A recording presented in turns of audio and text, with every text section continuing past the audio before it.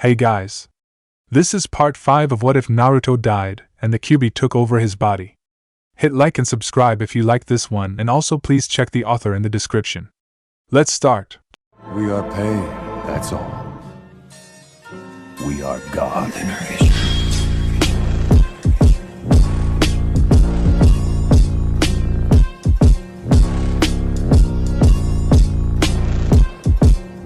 Chapter 21, Family Matters, June 18th, 347 NE, -3:00 PM, Hokage's office. After dropping off Naruto, Jiraiya quickly began trying to convince the Hokage to allow him to reveal Naruto's parentage, at least to Naruto himself. So far the Hokage was holding firm in his refusal. Not until he's a Chunin, at least, Sarutobi said. Once he knows, he's going to have to assume a lot of responsibilities, and I'd prefer to hold off on that until he has a lot more experience under his belt. He can't claim any of his family's properties until then anyway, and we still haven't managed to undo that blood seal. He doesn't have to do any of that crap right away, Jiraiya countered. I just need to let him sign the Toad contract, and I can hardly have him try Namikaze without tipping him off as to who his father is. The Chunin exams are coming up soon anyway, and even I can tell he's already more than qualified. It'll be, less than 2 months early. Sarutobi massaged his temples for a moment. Jiraiya needed to pass on the contract before he accepted the Toad's offer, and Naruto was both the best candidate and the most appropriate for a variety of reasons. He hadn't expected these sorts of problems, although given that it was Naruto he shouldn't be surprised. Nothing ever went exactly as planned where Naruto was concerned. How certain are you that his real name is the issue here? What else could it be? Have you tried asking the Toads directly? Well, no. Why don't you do that then before we go any further? A quick summoning jutsu later, and the keeper of the contract had joined them in the Hokage's office. This Toad's sole duty was to maintain the true copy of the contract and oversee all ceremonies related to it. The scroll Jiraiya carried around was a copy that was linked to the true scroll kept in Myobokuzen. While the prospective summoner's true name is required in order to sign the contract, that is not the only problem in this case. The one known as Naruto Uzumaki is ineligible, the Toad replied flatly. What? Cried Sarutobi and Jiraiya. The one known as Naruto Uzumaki is ineligible, the Toad repeated. Why? Jiraiya demanded. You are both aware of the true purpose of the contract, correct? The Toad asked, getting terse nods in reply. Due to his condition, we are unable to utilize Naruto Uzumaki's chakra in the necessary manner. It is quite likely that allowing him to sign the contract and perform the summoning jutsu will cause irreparable damage to the Toad tribe, the Toad explained. Because of the tailed beast's chakra? Sarutobi asked curiously. Essentially correct, the Toad replied after a long moment. Jiraiya cursed. If Naruto would never be able to sign, then most of his plans for the apprenticeship were shot. Not to mention that he now had to find another candidate to inherit the Toad contract. Sarutobi continued to probe the matter further, however. Do you have any other objections to working with Naruto? For instance, if Jiraiya summoned one of you and asked you to assist Naruto in battle, would you be willing to do so? The Toad eyed Sarutobi for a long moment before answering carefully. As long as the request does not represent a danger to the Toad's life or the Toad tribe as a whole, we are bound by the terms of the contract to fulfill any request made of us. It is up to the individual Toad's discretion should they choose to go above and beyond the terms of the contract, as Gamabunta-sama did in battling the nine-tailed beast. Sarutobi frowned thoughtfully, noting that the Toad had not directly answered the question. I see, he said, and turned back to Jiraiya. I have no further questions at the moment. Do you, Jiraiya? When Jiraiya replied in the negative, they thanked the Toad for his time and allowed him to return to Myobokuzen. Though Naruto will not be able to sign the contract, I assume you will still be teaching him the Rasengan? Sarutobi asked after a moment. Jiraiya signed and nodded. Yeah. He also seemed really excited to learn seals from me, though I hadn't really given that any thought until now. Sarutobi chuckled. Ah yes, I should have known. Naruto has devoured sealing knowledge even more quickly than he did medical training, and has submitted requests at least once a week for more advanced sealing instruction. He has already exhausted all the knowledge the other practitioners in Konoha possess, it seems. Oh? I hadn't paid that much attention to his progress. Has he really gotten that far? I'm no expert, but he already knows more than I do. He's been very conscientious about not experimenting above what is allowed, but he probably has a solid grasp on the theory of just about every seal Konoha knows B rank and below. That's pretty impressive. I'll have to test him myself, but that should serve as an excellent base for what I can teach him. That still leaves the problem of the Toad contract, however. You may not be able to have Naruto himself sign, but have you considered one of his friends or teammates? All of them are quite promising, and their close association would still allow Naruto to interact with the Toads on a regular basis. I'll think about it. Knowing you, you already have someone in mind though, don't you? Sarutobi just chuckled. That I do, but I won't try to influence you. As a fellow contract holder, I understand just how important that relationship is. It should be your decision, not mine. June 19th, 347 NE. Konoha Training Grounds. Sorry, brat, but looks like you won't be able to sign the contract after all, thanks to the beast stuck in your gut, Jiraiya said apologetically. I can't sign the contract because I'm a Jinchuriki? Naruto asked quietly, sounding subdued. That's what they told me. That's unfortunate. I was really looking forward to summoning the Toads. Yeah, I'm rather bummed about it myself, but I still have plenty of other stuff I can teach you. I've gotten an update on your sealing knowledge and we'll figure out where we can start there. But first, Jiraiya said, holding up his hand with the palm facing upwards. A ball of swirling blue chakra appeared in his hand. This is one of the fourth Hokage's personal techniques, the Rasengan, or spiraling sphere. June 27th, 347 NE. Sunagakure. We're supposed to do what? Temari shouted at their Jounin sensei Baki. Kazekage-sama was very clear. During the exams you are to kill any Konoha genin you can, preferably without allowing the matter to be traced back to you. Failing that, allow Gaara to make the kills. What the hell is he thinking? There is no way we could possibly get away with that. Has he not heard what they did to that guy from Kumo? Baki blanched. Everyone had heard about what happened to Kaido Miyazaki. That incident may have strained relations between Konoha and Kumo, but it also bolstered Konoha's reputation as a village to be feared. Still, he was a Jounin of Suna and his Kage had given him orders. It is not our place to question Kazekage-sama's plans. Our time would be better spent focusing on how to accomplish this task without getting caught. The requirements for the exam state that at least one test must pit the teams against each other in a battle royale of sorts, usually with both an offensive and defensive objective. Killing is still discouraged, but it does happen and is within the rules.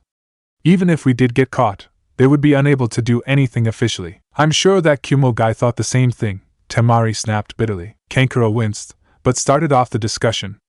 I have a variety of poisons I could employ. If I use the more generic types, there's no way they could prove it was us. Some of them may have acquired resistance to those poisons, but certainly not all of them. Baki nodded gratefully at Kankuro. Good. That will help tremendously.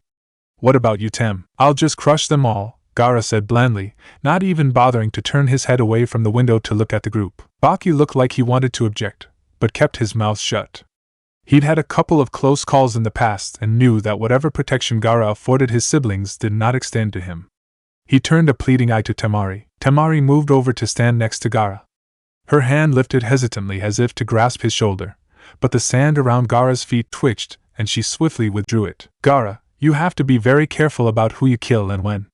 If the Konoha catch you, they won't just let you go, Temari pleaded. Yeah, man, Kankuro added.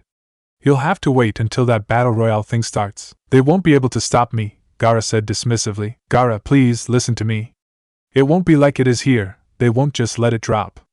If you do kill the wrong person or kill someone at the wrong time, they'll try to arrest you or even kill you, Temari said. Her brother finally turned away from the window to look at Temari.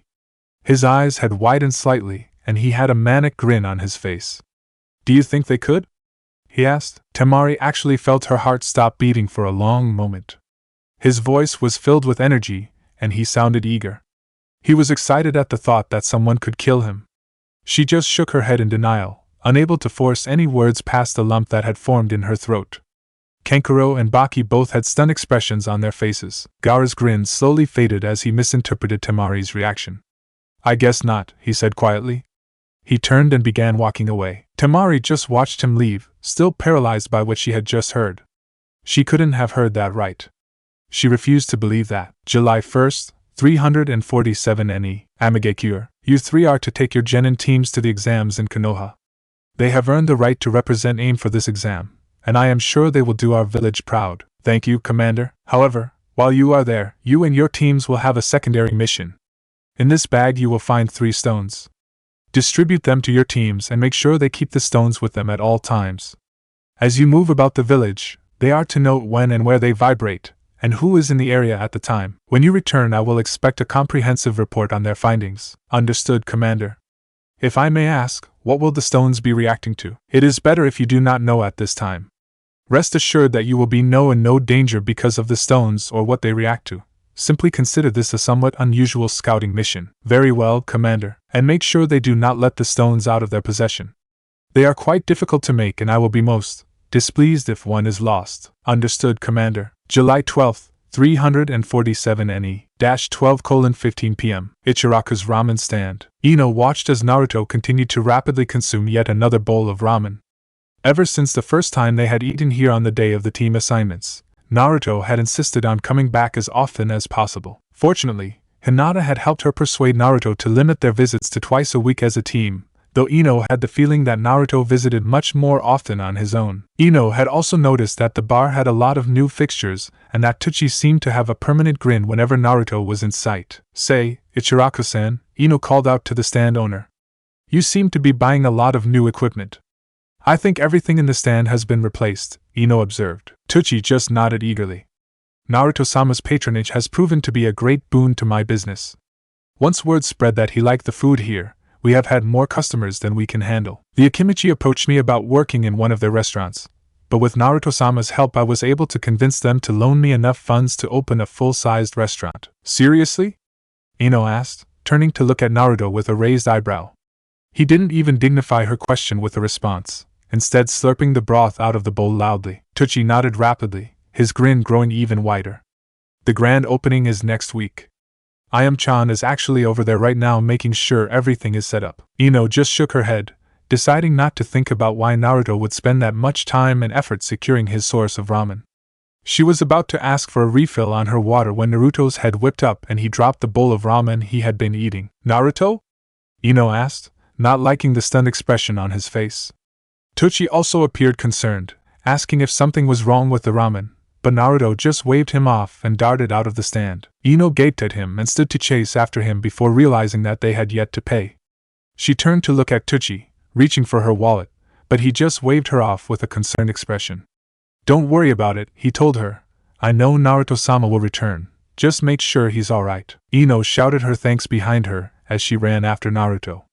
He seemed to be running full tilt towards the western gate. Same day, 12:20 p.m., Konoha's western gate. Temari shifted nervously as the gate guards reviewed their travel papers. The other teams from Suna had already arrived, none of them willing to travel together with her team or, more specifically, Gaara. She hated it, but was forced to admit they had probably been wise to do so. Gaara had started acting odd for Gaara, as they approached Konoha. She was worried that he was going to start lashing out at anyone nearby and that he would end up killing someone before they even entered the city. The sooner they had secured their hotel room and she had a chance to talk to him, the better. She noticed a small disturbance beyond the gates, but couldn't make it out at this distance. Her attention was diverted to Gaara, who suddenly staggered and fell to his knees. It stopped, he said, his voice soft. He sat back on his heels and raised a trembling hand to his temple. It stopped. Temari gulped nervously as she noticed that everyone in the area was staring at Gaara. Time to run damage control fast. Heh, she began, her voice trembling slightly. Gaara, I'm glad your headache is gone, but there's no need to be so dramatic about it. Why don't we go to our hotel and you can relax, She wanted to say something more, but she was interrupted. A young teenager skidded to a halt near Gaara, his blue eyes, and Temari did a double take, because his eyes had slits for pupils, focused solely on Gaara. The boy's hair was a bright blonde and he wore loose black pants along with a tight black shirt that showed off his well-muscled frame. He had a few pouches strapped to his body and a Konoha headband tied around his forehead. He also had 6 lines across his face, some sort of tattoo or clan marking perhaps. An Inuzuka maybe? She had heard that they had animalistic qualities and tattoos on their cheeks. Gaara raised his head to look at the newcomer and stumbled to his feet. He moved towards the boy and stretched out his hands, grabbing hold of the boy's shirt. It's you, he said, his voice slowly growing louder. You made it stop. How? Tell me how. The boy's expression was odd, shifting between elation and confusion. Made what stop? He asked after a moment. The screaming. You made the screaming stop. Tell me no. Gaara suddenly shouted, his hands releasing the boy and clutching at his temples.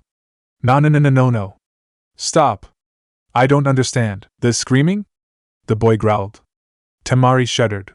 It must have been her imagination, but she would have sworn his voice changed, becoming far deeper and rumbling in a way that no human voice should ever be capable of. Gaara didn't appear to hear the question. Stop. What is Kushu? I don't understand. Just stop. Gaara threw his head back and let out a loud scream, filled with rage and frustration and grief and a dozen other emotions all at once. He then disappeared, sand slowly swirling and settling to the ground where he had stood a moment ago. In the stunned silence that followed, a girl ran up to them, panting lightly as she stopped next to the boy. Naruto, what the hell is going on? She asked. The boy, Naruto, apparently, slowly turned to face the girl, his face frozen into an expressionless mask. We need to talk, he said, and grabbed the girl before disappearing in his own shunshin. Temari just stared in bewilderment before she felt a hand settle firmly on her shoulder. She looked up and paled as she saw the animal mask of one of Konoha's ANBU. Two more were standing next to Kankuro and Baki, and a fourth appeared to be talking to the gate guards. Please come with us, the ANBU said in that creepy, distorted voice. She looked at Baki, but he just nodded, a resigned expression on his face. Same day, 12:30 p.m., Konoha Training Grounds. What the hell is going on? Ino said again as she recovered from the unexpected shunshin. The sudden acceleration was a little tough on her stomach when she wasn't braced for it, not to mention that Naruto's shunshin was faster and much more abrupt than her own. Why was that guy yelling like that? That guy was the Jinchuriki for my brother, Ryuto, Naruto said, his voice tense and his fists clenched. He was pacing around the clearing and Ino could see small tendrils of his yuki curling off his body. Not good then, he was really pissed if he was losing control like that. That's the One-Tail, right? Ino said, recalling what Naruto had told her of his family. Yes, Naruto replied tersely. Well, that's good then, right? You've finally found one of them. So, why are you so angry? Because his container said that I had stopped the screaming, Naruto growled. What screaming? I didn't hear any. Oh. Fuck, yes. Fuck. He didn't say yelling, or shouting, or cursing, he said screaming. Whatever that seal is doing to my brother, he's in a lot of pain, and has been for the last 100 years. He turned and lashed out at a nearby tree, a claw forming out of yuki and smashing into it. Several more trees suffered the same fate before Naruto finally relented, standing in the middle of the clearing and panting. Ino shuddered at that thought. She couldn't even imagine what it would take to make a Bija feel pain, much less enough pain to make them scream. Well, then we just have to fix it, Ino said firmly. Naruto turned to stare at her for a long moment before nodding slowly. Right. Yes, we can fix it. I don't know enough to work with seals of that level yet, though, he said quietly. His eyes widened and he smiled grimly. But Jiraiya does. He turned and looked as if he was about to charge out of the clearing that very moment, but Ino shouted at him before he could leave. Wait! You can't just go charging in like that. That whole scene with the Jinchuriki kid had to have set off all kinds of alarms, and if you go charging in on the Hokage or Jiraiya and demand that they fix the seal, it's not going to go well. Not to mention that you're still leaking yuki. Naruto glanced down. Sure enough, small tendrils of red energy were still curling off of his body. Naruto growled but stayed in the clearing. What would you suggest then? Same day, 12:45 p.m., forest outside of Konoha. Two squads of ANBU were keeping watch on Gaara as he rampaged through the forests outside of Konoha, using sand he had acquired from somewhere. There was far more being flung about at the moment that he could possibly hold in that gourd on his back, to smash trees or rip them from the earth and throw them about. His ranting had devolved into incoherent screams and shouts. Jiraiya soon arrived and calmly observed the swath of destruction Gaara had left in his wake. He had a sheet of paper and a brush in his hand, and he was slowly crafting a seal as he watched. Anything to report? Jiraiya asked Bear. All he's been doing is ripping up trees and shouting. We haven't been able to make out anything of importance, the ANB replied. After a moment of hesitation, Bear asked, This is Suna's Jinchuriki, isn't it? I've heard reports about the sand usage from the Second and Third Wars. Looks like it, Jiraiya replied, focusing on a particularly tricky section of the seal he was crafting. Naruto could have turned out like that, couldn't he? Jiraiya's head snapped up and he looked at the ANBU for a long moment. Possibly, yeah. If we had used a different seal, if we had treated him differently, yeah, he could have. Thank Kami for you and Yandame-sama then, Bear said fervently. So how are you going to stop him? A combination chakra-suppressing seal and sleep seal. Won't suppressing his chakra kill him? I saw the medical reports on Naruto. A normal one could, maybe. Hard to say how similar his condition is to Naruto's. But this ain't a normal chakra-suppressing seal, not by a long shot. Watch and learn, kiddo. Jiraiya finished the seal with a flourish, then put away the brush. He tucked the paper with the seal into his sleeve and observed Gaara's progress for a few moments. His hands formed two quick hand signs before he leaned backwards and fell off the branch he had been standing on. He fell headfirst with one hand stretched out. Earth release. Swamp of the underworld.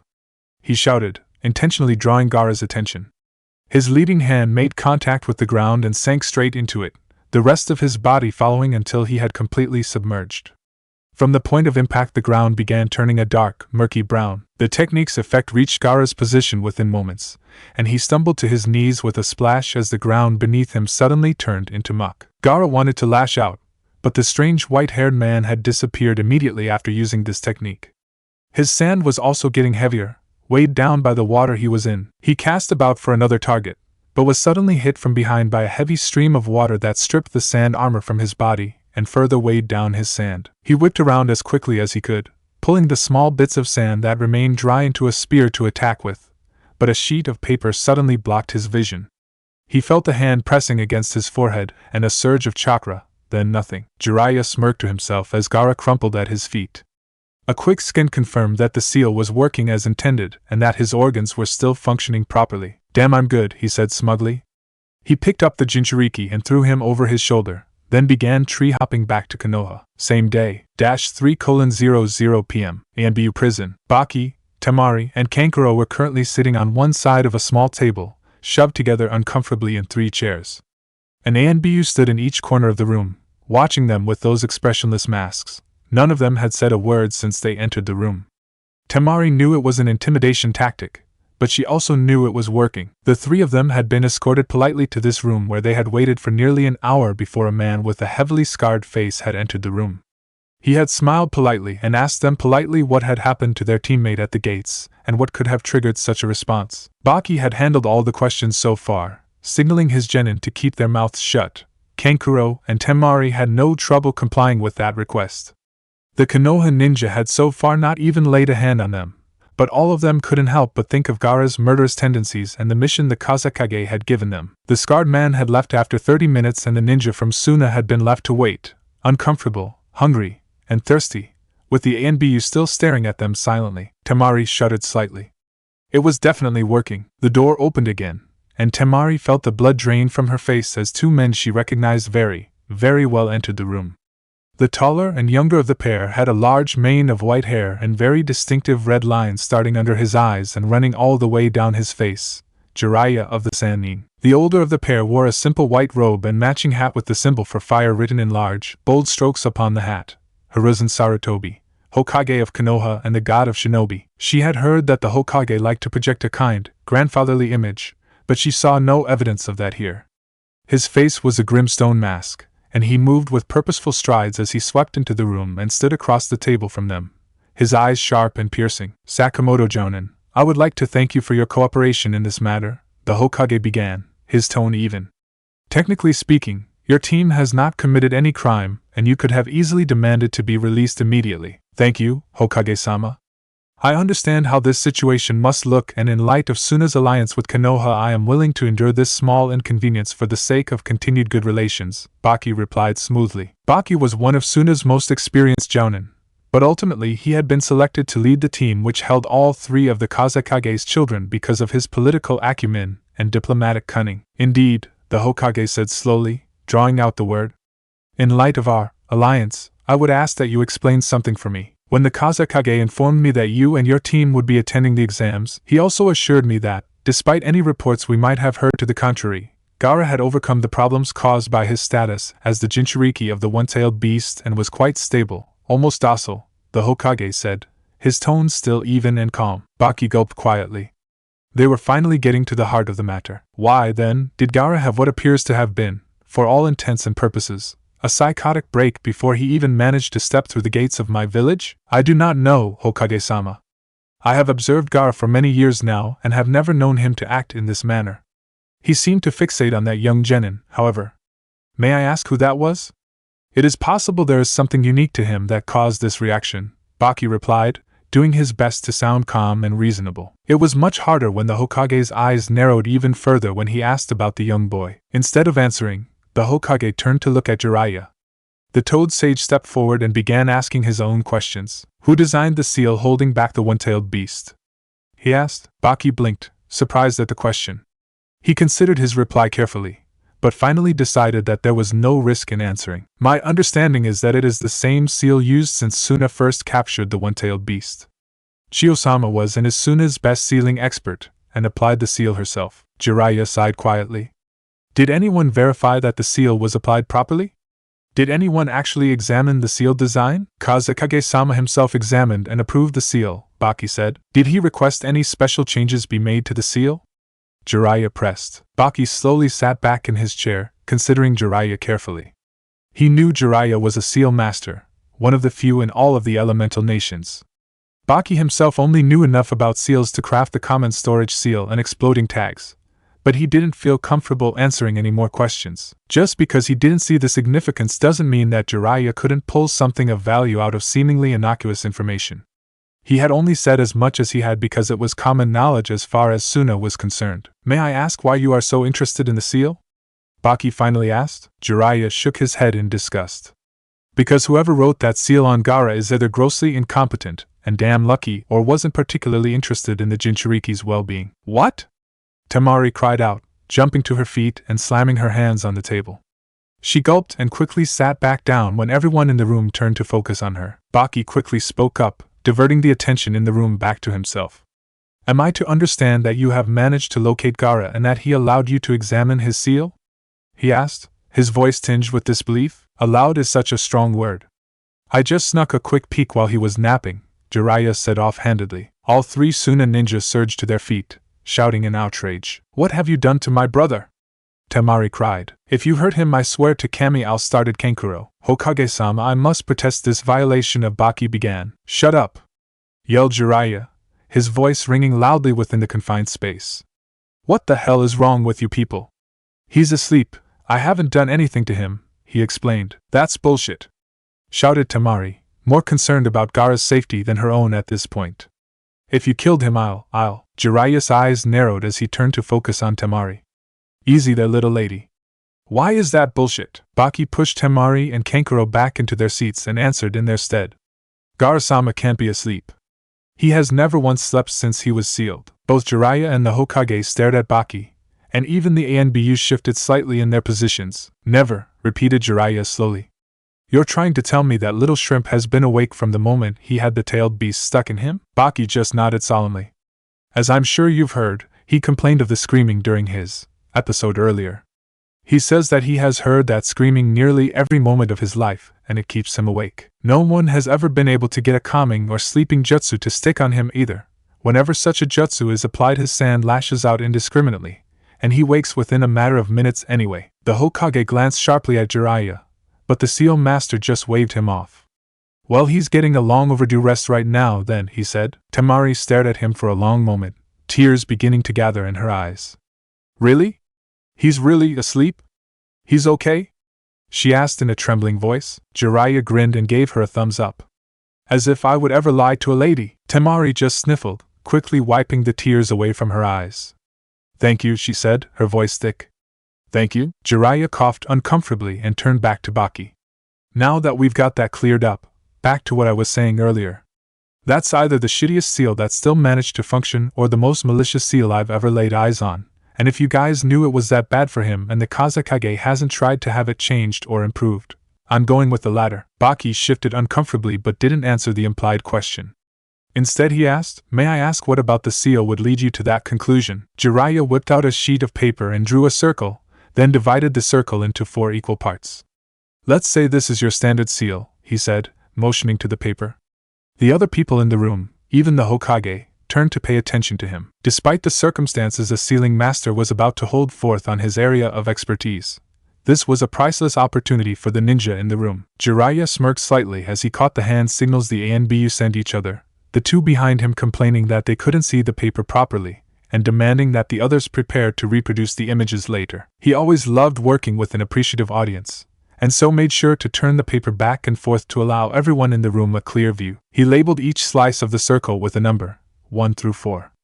Even the simplest of seals will have multiple parts, and they each have to be balanced against each other so that the overall seal works out properly. If this was a storage scroll, for instance, section 2 here would be a chakra vent that dumped excess chakra out as wasted energy, making sure that the array doesn't get overpowered. Should that happen, he said, writing a large X across section 2 and channeling chakra into the paper. The paper began to smolder, and then caught fire and was completely consumed in a matter of seconds. Poof! Jiraiya pulled out another sheet of paper and drew another circle, once more dividing it into 4 parts. He then drew a series of smaller circles within the original one, the lines growing finer and finer until they were barely visible. Now we have a much more complicated seal, but the basic principles still apply. There's a lot more parts, but it still has to balance. With Gaara's seal, he trailed off, eyeing the paper critically for a moment. He laid the paper flat on the table and moved his brush rapidly, adding new lines or large blots of ink at random. Some of the lines actually went outside the circle or looped back into themselves. The original design was completely obliterated by the time he was done. First, somebody fucked the whole thing up so bad there was no possible way to balance it cleanly, he continued, picking up the paper. He turned it this way and that, then pulled out a kunai and shredded the whole thing. He gathered up the pieces and began slapping them on the table. After a few seconds he had a roughly circular shape, but the lines didn't match up properly anywhere. He took his kunai and cut around the edge of the paper, trimming off bits here and there until the whole thing was perfectly circular again. Then, rather than starting fresh, they just smashed it all together until they got something that kinda sorta looked like it might work, if you were a blind idiot. But, it does contain the tailed beast, so surely it can't be that bad, Baki pointed out. You're right, which is why I have to go with malicious. It probably took even longer to get this pile of shit functioning than it would have to start with a brand new seal. But there's one particular benefit to this approach that a clean seal wouldn't get you. Gaara has absolutely horrendous chakra control, doesn't he? All 3 of the Suna ninja looked ill and nodded silently. Thought so.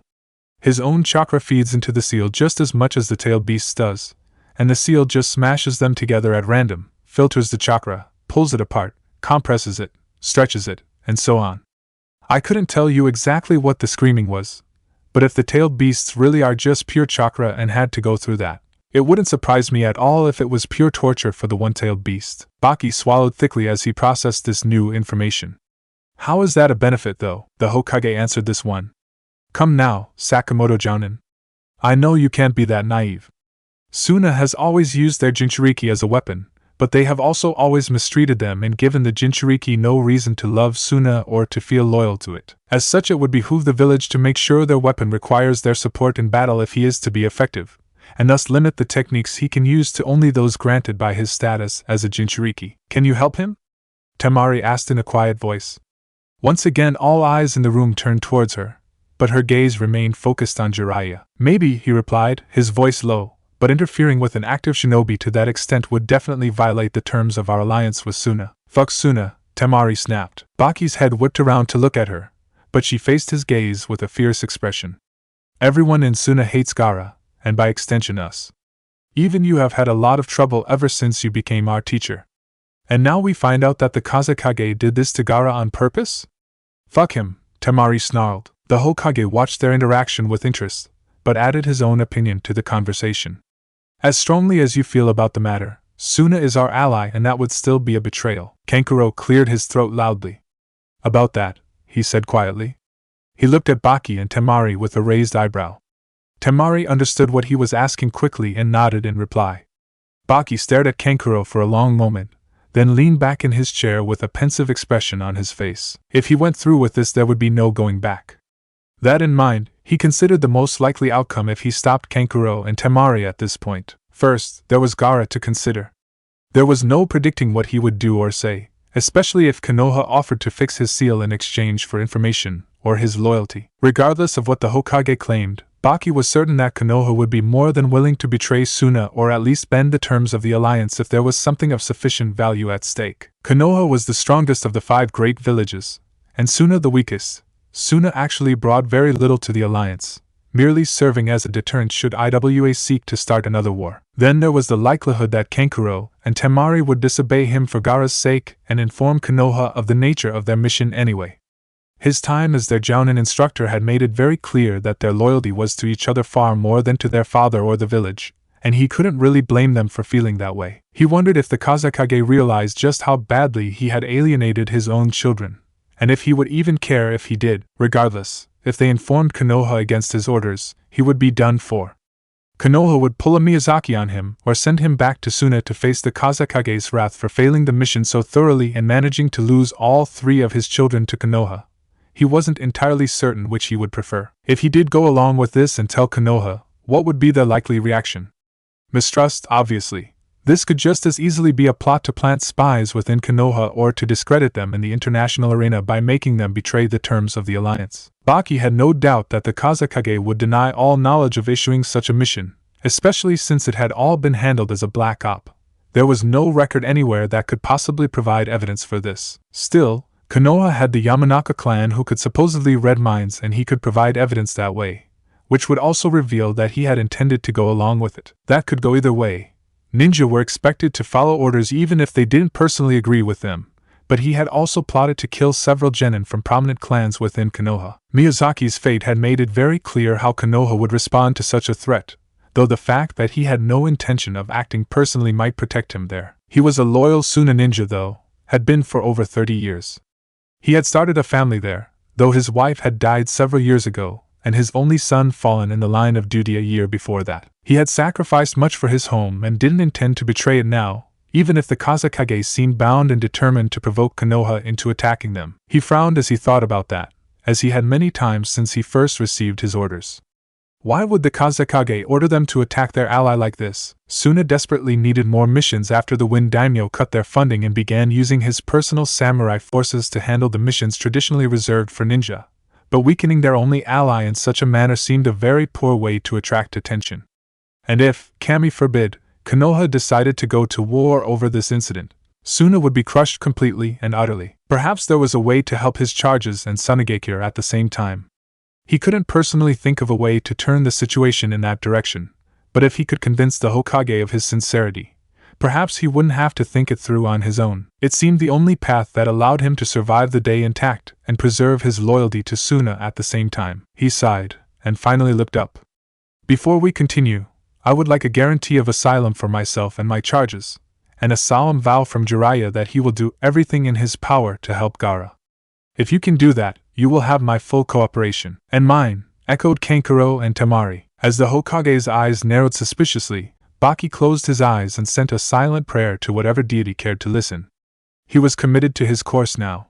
He just hoped he had made the right choice. Chapter 22, Family Matters, Part 2, July 12, 347 NE, -6:00 p.m., Hokage's office. The Hokage will see you now, Naruto-kun, Mitsuko said, smiling at him. Thanks, Mitsuko-san, Kushu replied before he stepped into the office. He saw the Hokage was busy working through a surprisingly large pile of paperwork, and seemed relieved at the interruption. Naruto-kun, it's good to see you again. I was actually hoping to talk to you soon. I understand that you were involved in that bit of drama at the gate earlier today. I was, Hokage-san, and I wanted to talk to you about that as well. Well, why don't you go first then? We can get to my questions later. Well, who was that kid? I sensed something really strange while I was eating lunch and rushed over to see what it was, and that kid was the source. I think he sensed something too since he claimed that I had done something. The Hokage sighed. That was a Suna genin who had a very troubled past. That doesn't explain what was so different about him.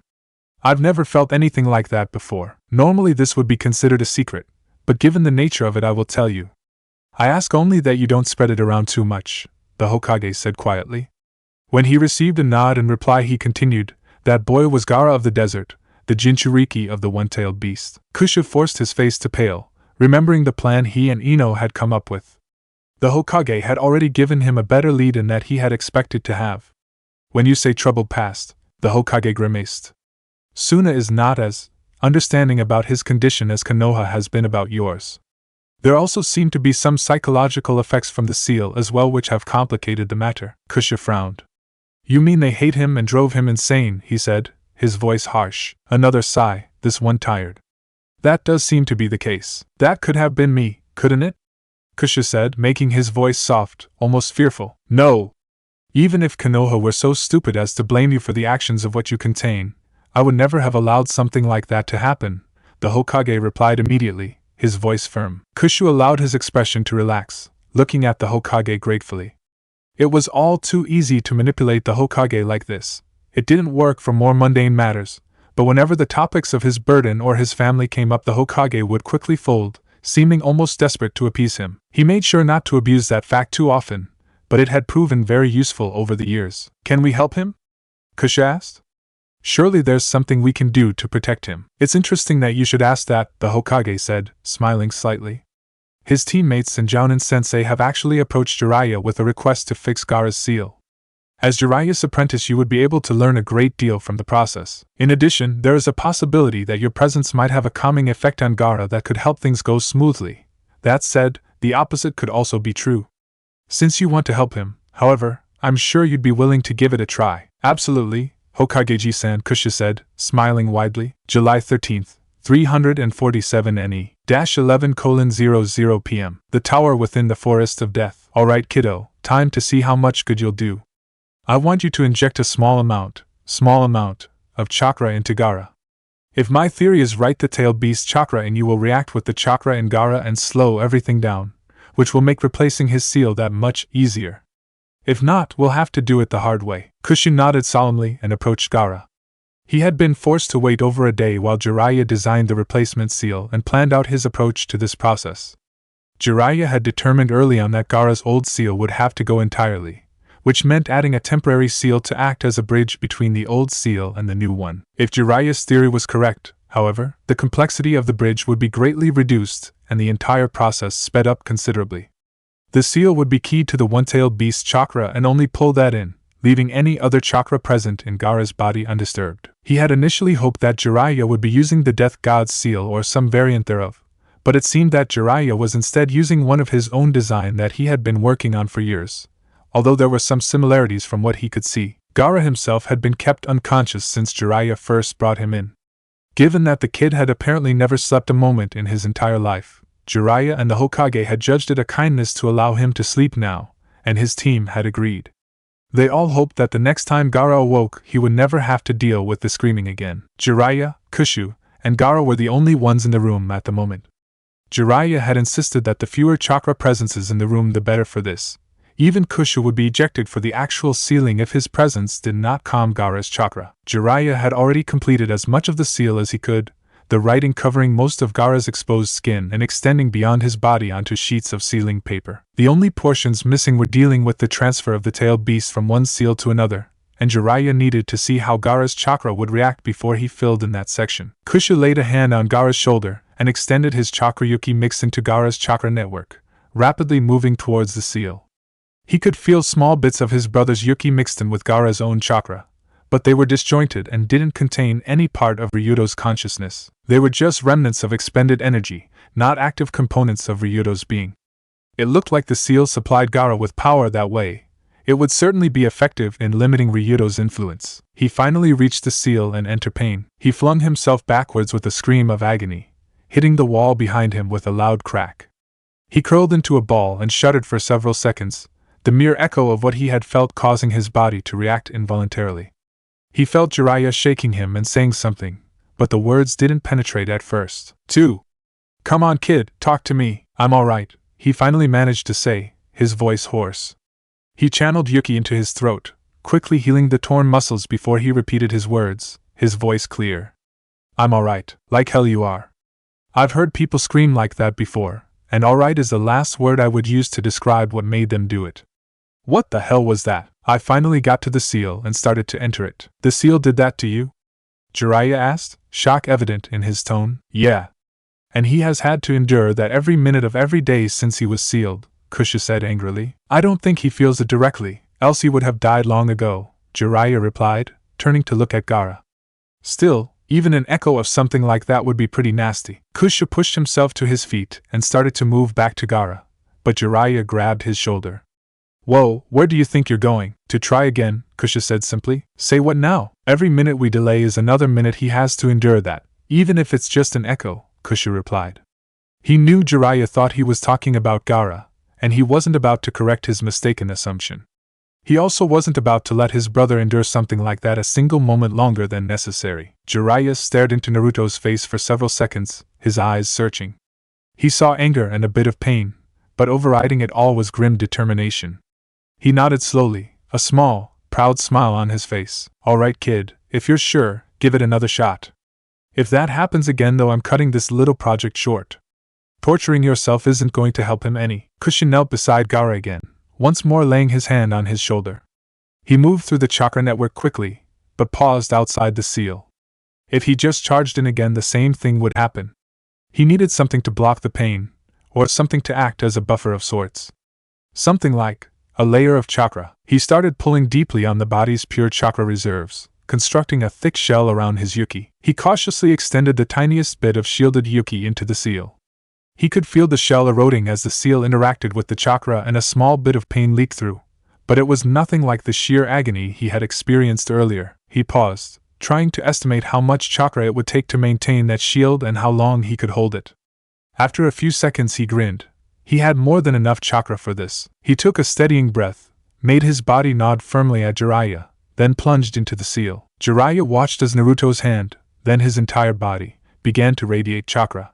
He knew the kid had a lot of chakra, but this was just ridiculous, and that was just the wasted chakra given off as visible emissions. He tensed when he saw Naruto grimace, but Minato's son grinned shortly thereafter, then turned and nodded to Jiraiya. The kid must be doing something differently, because he certainly wasn't screaming in agony this time. Jiraiya waited a few seconds to see if anything changed, but Naruto seemed entirely focused on whatever he was doing inside the seal. Jiraiya ran some quick checks on the activity within the seal. He grinned at the results he saw. He loved it when he was right. The overall movement within the seal had slowed dramatically, and the volatility of the chakra reactions had halved, at least, and looked to be dropping further. Time to get to work. Kushu found himself in the middle of an endless desert, the sun shining directly overhead and beating down relentlessly. He was surprised that he actually felt the heat. His current form was composed of nearly pure yuki, and did not normally experience such sensations. From his own experience with sealing, he assumed he was in the seal's version of the White Room, but it was clearly very different. Normally he would be able to feel sensations outside the seal as clearly as he could inside. He could only vaguely feel the chakra shells slowly eroding, the sensation very distant and muted. He stretched out his senses, trying to find Ryudo in this endless expanse of sand. He felt something very quickly, two somethings in fact, and they were quite close. With a small exertion of will, he found himself next to a pulsating mass of yuki and Gaara. Kushu could sense that Ryudo was slowly pulling himself together, and decided it would be best to let him recover uninterrupted for the moment. He turned his attention to Gaara in the meantime. Gaara turned to look at him, his dull, lifeless eyes taking in his vibrant red form and its fox-like appearance with little reaction. "Are you stuck in here too?" Gaara asked, his voice just barely tinged with curiosity.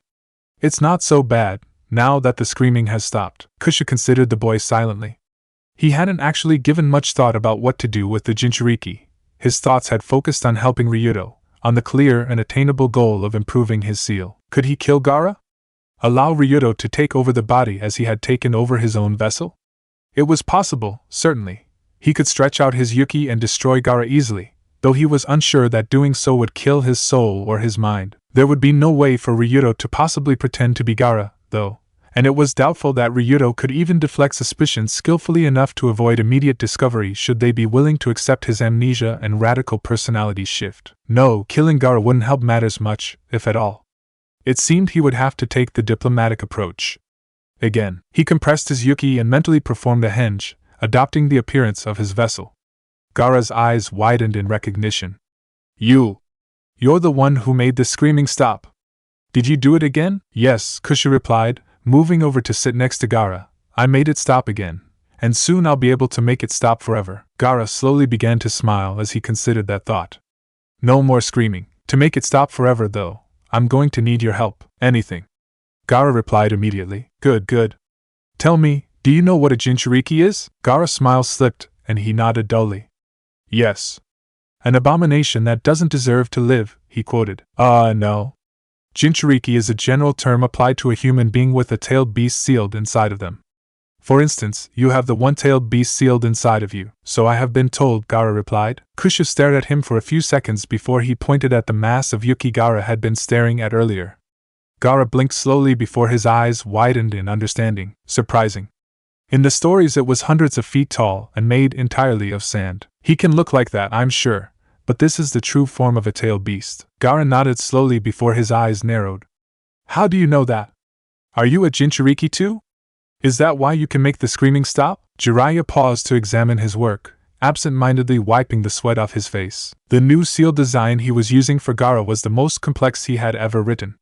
He had actually based the design off of the Death God's seal, removing the sections which contained the unknown markings and replacing them with arrays of his own design. It probably wouldn't function nearly as well as Naruto's seal without those sections and the Death God's intervention, but it would certainly be a hell of a lot more effective and stable than Gaara's current seal. Given the complexity of the design, making sure the beast's chakra entered the seal properly, and that his bridge would only allow the chakra to flow one way despite the many connections between the two seals was quite difficult. It would have been much, much worse without Naruto's help, however. He checked on Naruto, but the kid still hadn't moved. He looked like he was in some sort of trance, but his chakra was still going strong and he hadn't so much as twitched since he began writing the bridge. Jiraiya turned back to his work, making sure that the sections he had already completed were written properly before he moved on. Kusha considered his response carefully before he answered, yes. I too have a tailed beast sealed inside of me, he said. The truth, if he ever told Gaara at all, would have to wait for another time. He needed to see how the new seal behaved and talk with Ryudo before he made any moves in that direction. Gaara nodded slowly. I knew there were others, but I never thought I would meet one, except perhaps in combat. His eyes narrowed slightly. You seem normal. Kusha laughed sharply, the sound echoing throughout the desert. I am anything but normal, I assure you. However, I have not had to deal with the problems you have had thanks to the nature of my seal. He laughed again. Which is why I'm here to talk to you now, he continued without giving Gaara a chance to respond. As we speak, a seal master, the sage Jiraiya, is crafting a new seal for you.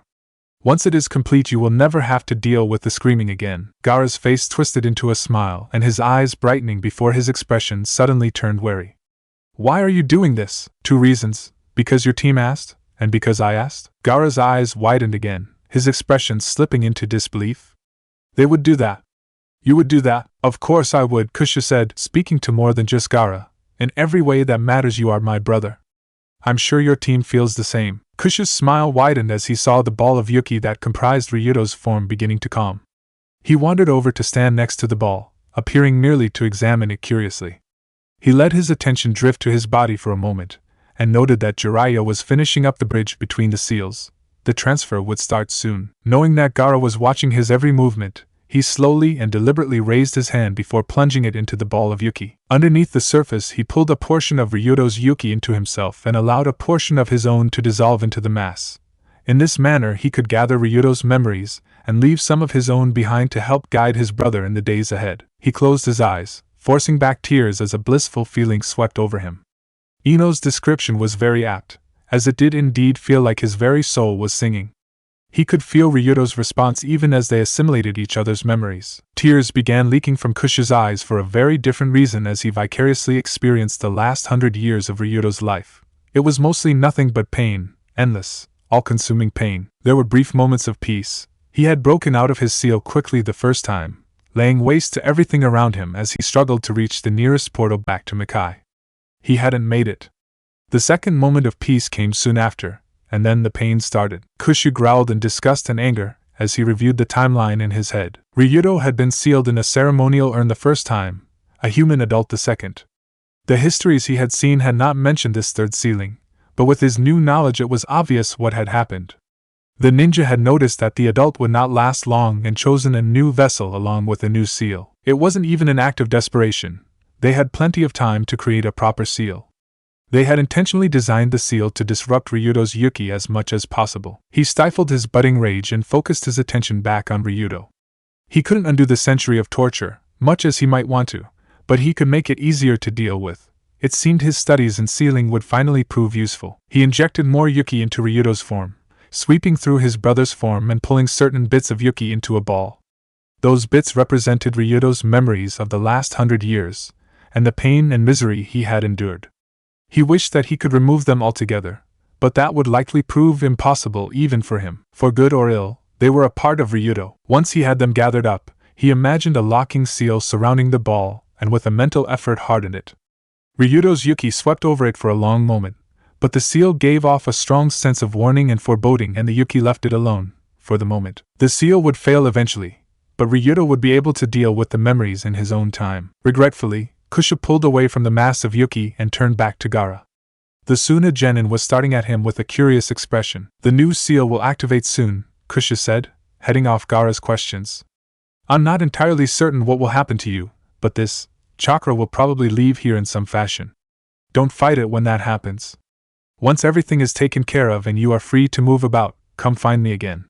There's a lot we need to talk about." Kushu watched from his body as Jiraiya activated the seal and Ryudo's Yuki streamed into the sky until it vanished beyond sight.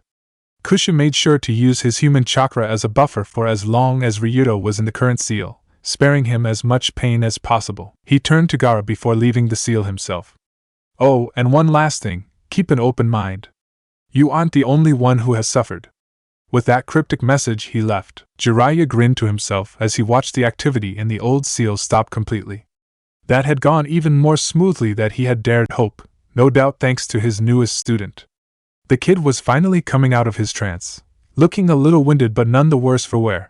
That was an absolutely ridiculous amount of chakra he had. He dissolved the bridge and checked the new seal, making sure everything was working as it should. The beast's chakra was flowing smoothly and slowly leaking out into the boy's chakra network, similar to how Naruto's seal worked. He'd have to recalibrate the rate of absorption once he had a good baseline for Gaara's tolerance for the stuff, but the relatively low rate he'd started off with seemed to be causing no problems.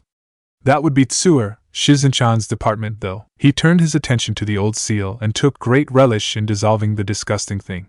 He didn't care much one way or the other if the beast suffered, but the poor design and sloppy implementation of the seal was an affront to his sensibilities as a seal master. The new seal, now there was a work of art. He chuckled to himself as he pondered if there was anyone else in the entire world who could have accomplished what he and Minato's kid just did. Almost certainly not, and definitely not as quickly and as smoothly as they had. Damn, he was good. Ryudo shuddered into consciousness slowly, his Yuki moving in fits and starts as he once again became accustomed to a world without pain. The memories were distant. He could feel where Kusha had sealed them away and left that mess alone, but the after-effects still lingered. He took in his surroundings, truly cognizant of his location and situation for the first time in a very long time. He was in a desert, not dissimilar to where he had just been if Kusha's memories were any guide. The heat wasn't nearly as oppressive, though, and he was currently alone. Most importantly, there was no pain. He could feel his Yuki flowing into his container. Gaara, Genin, human, Jinchuriki, Kusha's memories told him, and roughly sensed Gaara's state as he did so. It wasn't as clear as Kusha's memories indicated it should be, but then their situations were still very different. He considered attempting to overwhelm the seal again, but his own experience with the prior seals and the knowledge that this seal was much stronger stopped that plan in its tracks. Instead, he settled down and began to thoroughly review everything Kusha had left him. Time to see what plans his brother had in store. July 15th. 347 NE, 9:30 AM, outside the Konoha Academy. Troublesome, Shikamaru muttered quietly, eyeing the large number of Chunin hopefuls scattered around the grounds of the academy. Just how many people are going to show up for this thing, anyway? There were already over 60 teams gathered, representing 4 of the 5 great ninja villages and a smattering of teams from the lesser villages such as Taki and Kusa. As far as Shikamaru could tell, every village he'd ever heard of except for IWA had at least one team present, and Iwa's lack of participation was to be expected. Even should they attempt to send a team, it was unlikely the Hokage would allow them in the village. Kiba grinned eagerly. "They can send as many as they like, we all know who's going to win," he said confidently. Akamaru barked in agreement from his perch atop Kiba's head. Chuji shook his head. "We can't say that for sure," he replied. Despite his words, he didn't appear particularly worried either, though he kept an appraising eye on the other teams. Ino just laughed softly. "No, we're sure," she replied, jerking her thumb in Naruto's direction. She ignored Kiba's indignant reply as she turned to Sakura. "So what have you guys been up to? You missed the last 4 group training sessions, that's not like you." Sakura smiled mysteriously, sharing a knowing glance with Sasuke and Shino before she turned back to Ino. "Oh, nothing much," she answered, her tone smug. Ino grinned. "Oh?" she said eagerly. "You sure aren't acting like it's nothing. This wouldn't have anything to do with a certain bet, would it?" Sakura's smile grew wider, but she didn't reply. Naruto and Hinata were nearby, chatting with Team Guy. Yash! Naruto-kun, Hinata-chan. I look forward to testing my flames of youth against you in the coming exams. Lee shouted. They both just nodded politely, knowing better than to do anything to encourage Lee verbally. Tenten just shook her head sadly. He used to be such a nice, quiet boy, she said mournfully, only partially in jest. He's right about one thing though. It'll be good to go against you guys and see where we stand. We've had to miss most of the training sessions thanks to our C-rank missions, but we've picked up a lot of real-world experience to compensate. Don't think things will go so easily for you, she said, smirking. Niji nodded in agreement. Gai-sensei's training is also not to be underestimated, he said simply. He and Tenten repressed a small shudder even as Lee began to shout loudly about how amazing their sensei was. Right at 10 o'clock, several plumes of smoke erupted on top of the academy. Most of the ninja gathered around the academy immediately tensed and assumed defensive positions. All right, you maggots, listen up! A loud, gravelly voice shouted. The smoke drifted away, revealing a large number of Konoha Chunin and Jounin lining the roof of the academy, Ibiki Marino standing front and center. First off, you, and you, he called out, pointing at 5 different genin. You fail. Get your teams and leave. What? Came several angry cries from the genin, or their teammates. Shikamaru's eyes widened slightly and he gave a muttered troublesome as he started whispering quietly to his team. Several other genin appeared to be having similar epiphanies and conversations. I said you fail, Ibiki said flatly. You are in the middle of foreign territory surrounded by unknown ninja, and you failed to react both to our arrival and to your fellow genin reaching for weapons and assuming stances. You might as well have just slit your own throat for all the good you do on a real mission. That's bullsh, one of the failed genin started to shout, but found his words dying in his throat as a wave of killing intent swept over him. Leave, Ibiki said again, his voice soft. I will not tell you again. Ibiki's threat finally seemed to penetrate as the failed teams turned and left, muttering angrily as they went. Now that the trash is gone, we can get this little party started. First rule, from this moment forward until you leave the testing area and hand over proof that you passed the exam, consider yourself in the first phase of the Chunin exams. Everything you do, everything you say, everything you think will be evaluated and used to determine if you possibly might have what it takes to become a Chunin. Shikamaru cursed quietly as he whispered to his teammates again. The rest of the clan kids picked up on the reason for his annoyance, or were clued in by their teammates, very quickly and had their own whispered conversations, as did several other groups. Second rule, Ibiki continued, if one of the proctors you see before you tells you you have failed, you are to leave the testing area immediately. No arguing, no excuses. If you do not, you will be dealt with. Ibiki grinned toothily and several of the other proctors looked eager. Third rule, if you leave the testing area without proof that you have passed, you are considered to have forfeited and will not advance to the second phase of the Chunin exams. Fourth rule, if you kill another genin or attack a proctor, you will fail immediately. Fifth rule, you have 3 hours after the start of the first phase to acquire proof that you have passed. If you do not to do so within the allotted time, you fail. Sixth rule, those who finish the first phase of the exam more quickly will have an advantage in the second phase, though I will not reveal the nature of that advantage at this time. Seventh rule, the proof that you have passed must be presented to me personally. Eighth rule, your entire team passes or fails the first phase of the exam. There is no individual advancement. If a single member of a team fails, then the whole team fails. I hope you've been listening, because the rules will not be repeated. Now, as for the nature of the exam itself. Each team will be given a number which will serve as your designation throughout the rest of the Chunin exam. You will also receive a piece of paper with a coded message. The message contains vital information required to pass the first phase. The purpose of this exam is to gather a physical object and a piece of information. Once you have both, you must approach a proctor who will verify the authenticity of the object and the information and issue a password. This password will serve as proof that you have passed the first part of the exam. Ibiki paused and surveyed the assembled genin. He smirked when he noticed a few teams sweating nervously, and his smirk grew when he saw a few other teams fidgeting impatiently. All right, select one representative from your team to line up in front of the doors. Everyone else moved to the side. The genin milled about as they followed Ibiki's instructions, a few of them pushing and shoving as they struggled to reach the front of the line. Naruto, Shikamaru, Sakura, and Tenten were selected to represent their teams and all headed for the back of the line. After 30 minutes each team had a number and a code. Alright maggots, we will now depart for the testing area. Same day, 11:00 a.m. Konoha Training Grounds. Through that gate lies Training Ground 5. The testing area consists of training grounds 1 through 10. Each training ground is surrounded by a fence and another, higher fence surrounds the whole area.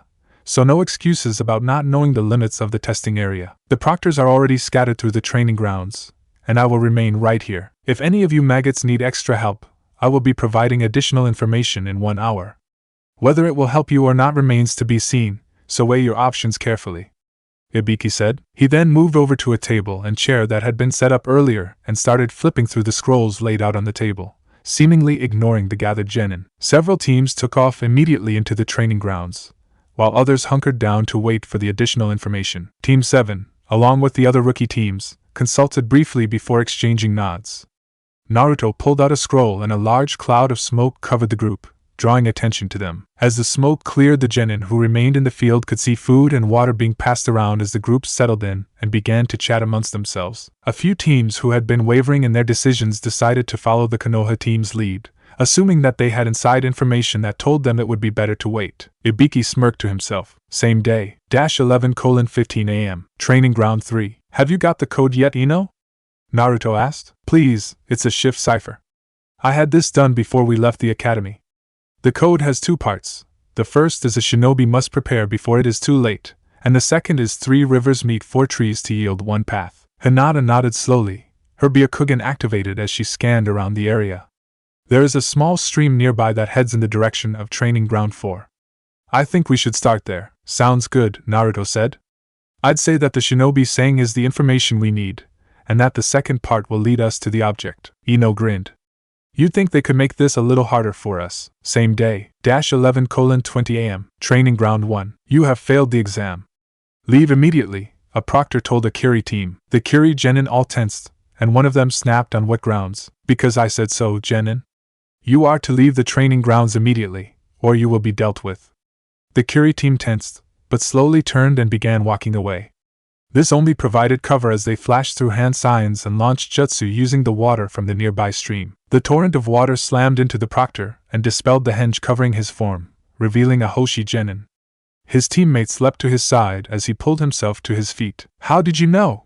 He asked, shocked that his ruse had failed. Figure it out on your own, dumbass, snapped one of the Kiri genin as they all flashed through another set of ninjutsu. A thick mist rolled into the clearing. Same day, 11:30 a.m. Training Ground 6. Here's the object, and the information is never attack where the enemy is strong, never defend where you are weak, Akusa genin said, handing over a wooden chit with the symbol for truth carved on it. The proctor examined the chit critically before finally nodding. Alright, the password is 4 of a kind beats a full house. Now scram. The Kusa genin took off, heading back to Training Ground 5 and Ibiki.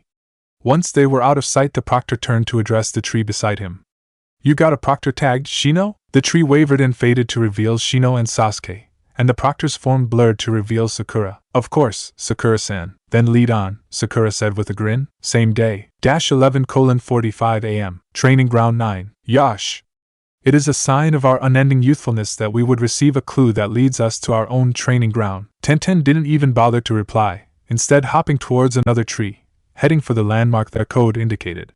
The wooden chit with the symbol for use she discovered once they found it made her face twitch. However, one of the proctors clearly had a sense of humor that she did not appreciate. She was about to leave when she was interrupted by a Kyuubi team dropping out of the trees across the clearing.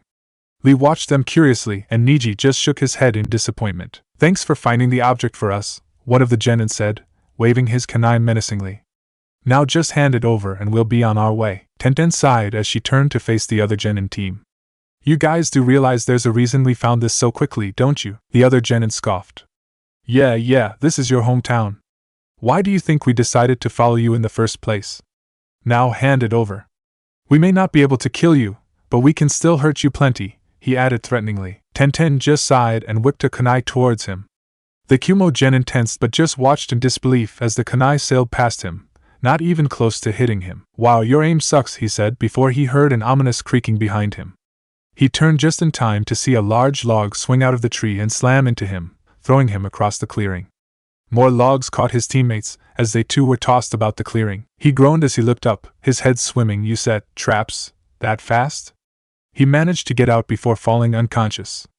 More logs continued swinging throughout the clearing, moving at various speeds and angles. Tenten looked concerned for a moment. That didn't kill any of them, did it? Niji shook his head. No, they will be fine. Broken bones and concussions are the worst of their injuries. Lee frowned as he stroked his chin in confusion. I don't understand. Why did he refer to Gai-sensei's youthful training course level 1 as a trap? Tenten just sighed and shook her head. She had long ago given up trying to return Lee's point of view to something more in tune with reality. Same day, 11:50 a.m., Training Ground 2. Kenkuro just shook his head as the Kiri Genin succumbed to the poison, falling unconscious. He knew his team was good, but to be able to take out an entire Genin team by himself that easily?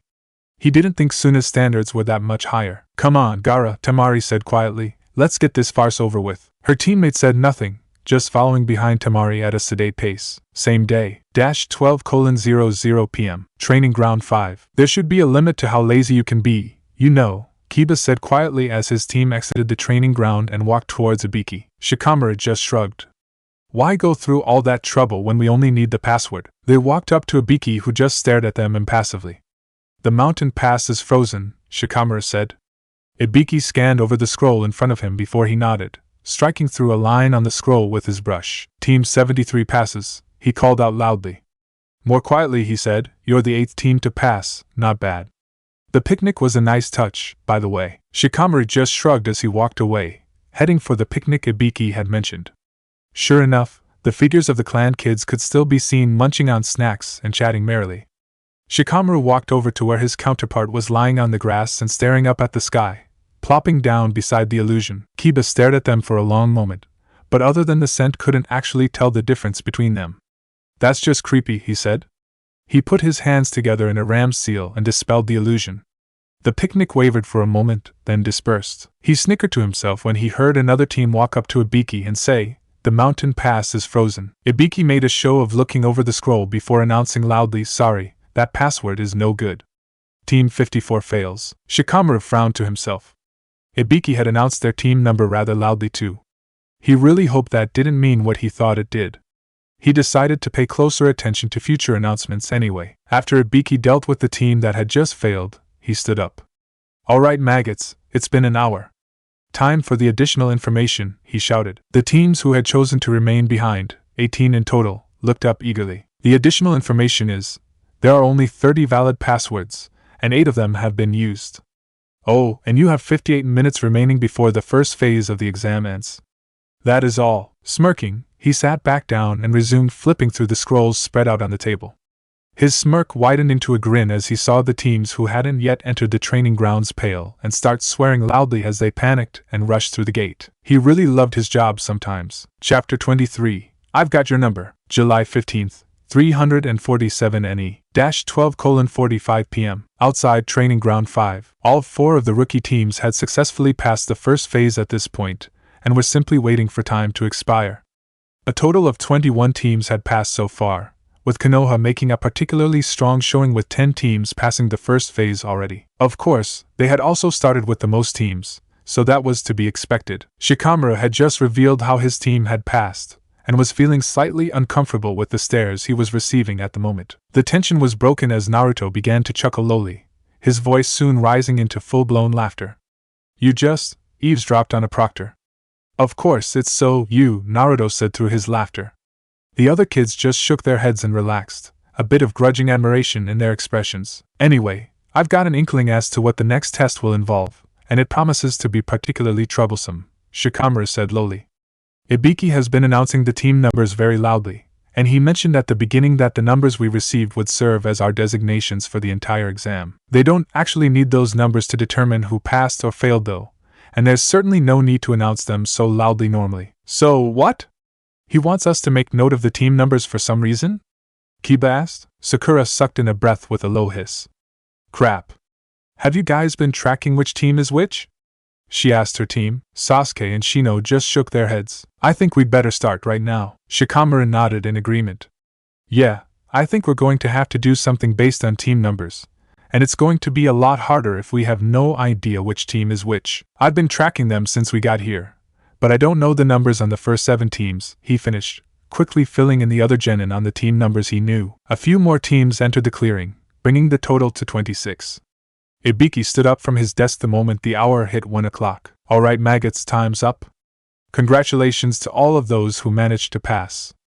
In case any of you idiots haven't figured it out by now or somehow passed thanks to sheer dumb luck, I will explain the purpose of this exam. First off, a Chunin needs to be able to remember information even if they only hear it once, and they need to be able to understand and apply that information as they proceed with their mission. I told you at the very beginning that the exam had already started, but some of you apparently didn't listen. I suppose I should be impressed that 3 teams managed to pass despite wasting an hour waiting for additional information. That was a trap, by the way. The information you got was basically useless, even if technically it did tell you more about the situation. I'd suggest you remember that for future reference. Waiting until you know everything is only useful if you still have time to act on it. A Chunin is expected to know where to draw the line and act with what they have available, even if they know they could gather more information if they waited. As in this case, that information may end up just confirming that you waited too long, along with a bit of simple code breaking. And any team that couldn't decipher that in the time allotted deserves to fail. We tested your tracking and navigation skills. Some of the foreign teams decided to follow a Konoha team around, a sound strategy that worked out for some of you that had the proper level of stealth. Some other teams found out what happens when you mess with someone on their home turf. Once you actually had the object, you needed to guard it long enough to make it to a proctor.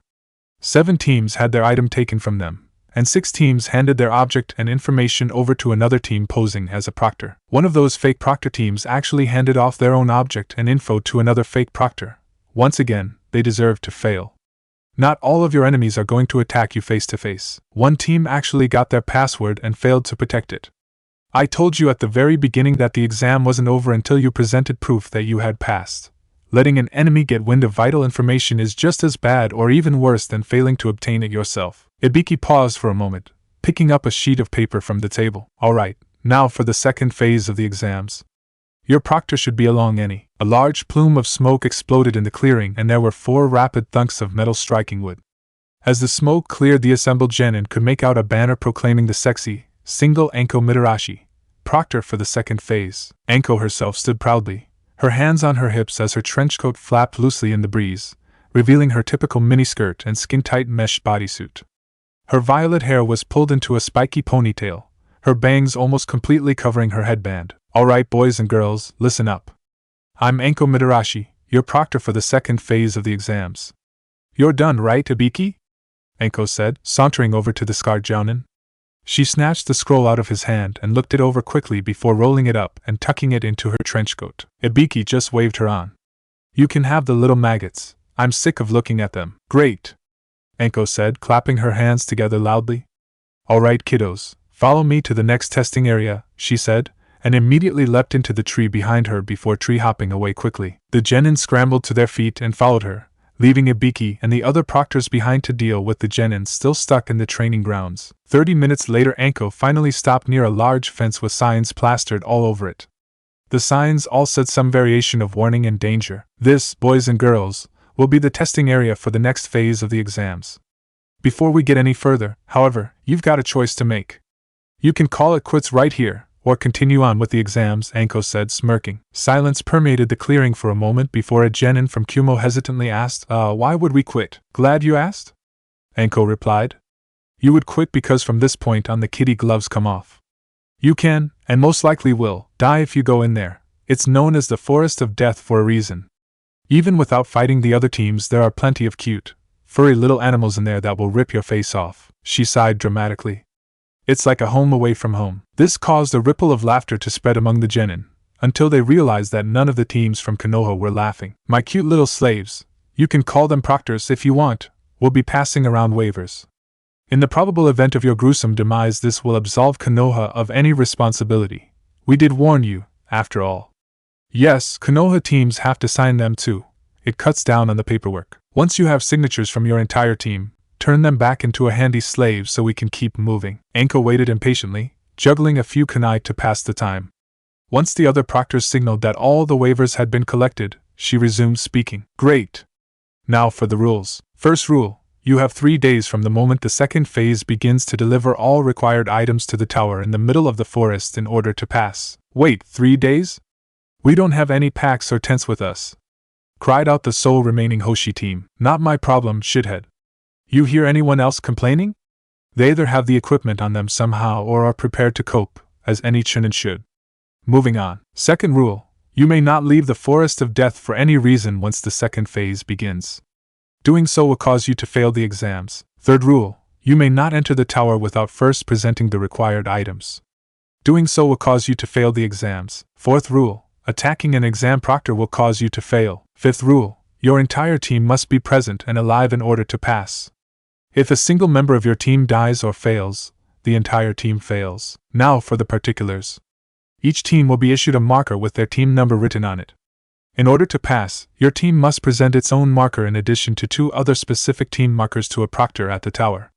If you do not have your team's marker or fail to acquire the other team's markers, you will not be able to continue. That's the easy part, Enko said, grinning maliciously. We will not be announcing team numbers from this point on, so I really hope you were paying attention earlier. Otherwise your job is going to be a lot harder. She paused to let that sink in and laughed in delight at the panicked looks on some of the team's faces. Getting her laughter back under control, she continued her explanation. We will call the teams forward in the order that they passed the first phase of the exam. Once you have all of your information, you will be able to choose one of the following options: which team numbers you must acquire, which team number must acquire your number, which gate you start from, which gate a specific team starts from, or you can find out which team corresponds to a single number. Any decisions made earlier in the process preempt those made later, so if 2 teams are already targeting Team 1, no one else will be able to claim them later, and so on. Once you have made your choice, you will move directly to your gate and wait for the signal to start the exam. Oh, and just because we know someone will try it. Sixth rule. You can't pick your own team number as a target in any fashion, she added, smirking at Shikamaru. He just grumbled under his breath while his teammates snickered. Now then, you, she said, pointing to a team from Kumo, managed to pass first, so step into our handy tent, and we can get this started. Ah, 8th place, Enko told Shikamaru, Kiba, and Chuji. So, what'll it be? Kiba and Chuji looked at Shikamaru, who just sighed. What is our information without making any choices? Enko smirked. Finally someone who pays attention. As it stands, you will be targeting teams 9 and 47 and starting from gate 24. Who is targeting our team? He asked. Nope, that isn't included. Unless you want to pick out which team it will be? Shikamaru grumbled softly as he considered his options. Which gate is team 47 starting from? Also not included. TCH. Fine, team 47 has to target our team. Rightio, Enko said. Record it, slave, she said, slapping one of the Chunin on the back playfully. The Chunin just grumbled good-naturedly as he made the adjustments to the scrolls. Chuji took the chit and hid it on his person before they left the tent. Make sure you have the scent on those 2 teams, Kiba. Those are our targets, Shikamaru said, discreetly motioning to a name team and a Kiri team. Got it, Kiba said quietly. Akamaru yipped in agreement. 9th place, Enko said as Tamari and her team entered the tent. What'll it be? What do we have now? Asked Tamari. You are currently targeting Team 27 and Team 70. And will be starting from Gate 3, Tamari grimaced. Those were both Konoha teams, and she really didn't want to tempt fate at the moment. After reviewing her options for a moment, she decided to pick 2 Suna teams to target. They would surrender immediately once they realized Gaara was targeting them. Or it looked like Gaara was targeting them, anyway. Kankuro was skilled enough with his puppet, and knew Gaara well enough to mimic anything short of his sand control. Gaara himself would be waiting inside the tower for them, hopefully still resting peacefully as he caught up on a lifetime's worth of sleep. We'll target teams 22 and 43. Team 22 is already taken. Fine. 43 and 46. Rightio. 11th place, Enko said as Naruto, Ino, and Hinata entered the tent. What'll it be? Information? Prompted Naruto. Now it's just getting boring, Enko complained. As it stands, you will be targeting teams 57 and 61 and will start from gate 8. The 3 genin consulted briefly. Change our targets to Team 2 and Team 60. 60 is already taken. 2 and 50 then. Done. 12th place, Enko said as Niji, Lee, and Tenten entered the tent. What'll it be? Information? Asked Niji. No fun at all with you guys, Enko muttered. Your current targets are Team 14 and Team 71. You will start from Gate 16, the genin cursed quietly. 71 was Naruto's team. They didn't want to target their friends in any case, but they really didn't want to target his team in particular. They had hoped to use their option to gain an advantage, not get rid of a disadvantage. They talked it over. We'll target teams 16 and 57, they finally said. Got it. 14th place, Enko grumbled as Sakura, Sasuke, and Shino walked into the tent. What'll it be? In 4. Kami, I hate you guys. No fun at all. You are currently targeting teams 9 and 61 and will start from gate 1. Sakura turned to her teammates. 9 is the team that finished just before we did. Do we want to change our targets? I suspect we will have some difficulty acquiring the targets we desire at this point. It would be logical for the earlier teams to target those teams that finished last, as they would be the weakest, Shino reasoned. Sasuke shrugged. It's not any teams in our group, so does it matter? Sakura grumbled under her breath, then turned to Anko. Team 61 has to target us. Anko grinned maliciously as she noted the other team that had to target Team 9. That would make things interesting. Rightio. Same day, day 1 of the second phase, -3:30 p.m. Forest of Death, Gate 8. A loud bang echoed in the distance, and the proctor who had escorted them to their entrance gate channeled chakra into the locking seal. The gate swung open, creaking ominously. Naruto snickered. Nice touch on the sound seal there. Scared the hell out of me the first time I heard it, the Chunin confessed. Anyway, get a move on. The second phase has started. Naruto led the team into the forest, moving rapidly for a couple of minutes and covering roughly half a kilometer of the heavily forested terrain before they stopped in a convenient clearing. Hinata already had her Byakugan activated, scanning for any approaching teams as well as trying to locate their targets. There are 2 teams in the area, both currently moving away from us. One of them is Team 2, Naruto grinned widely. Perfect.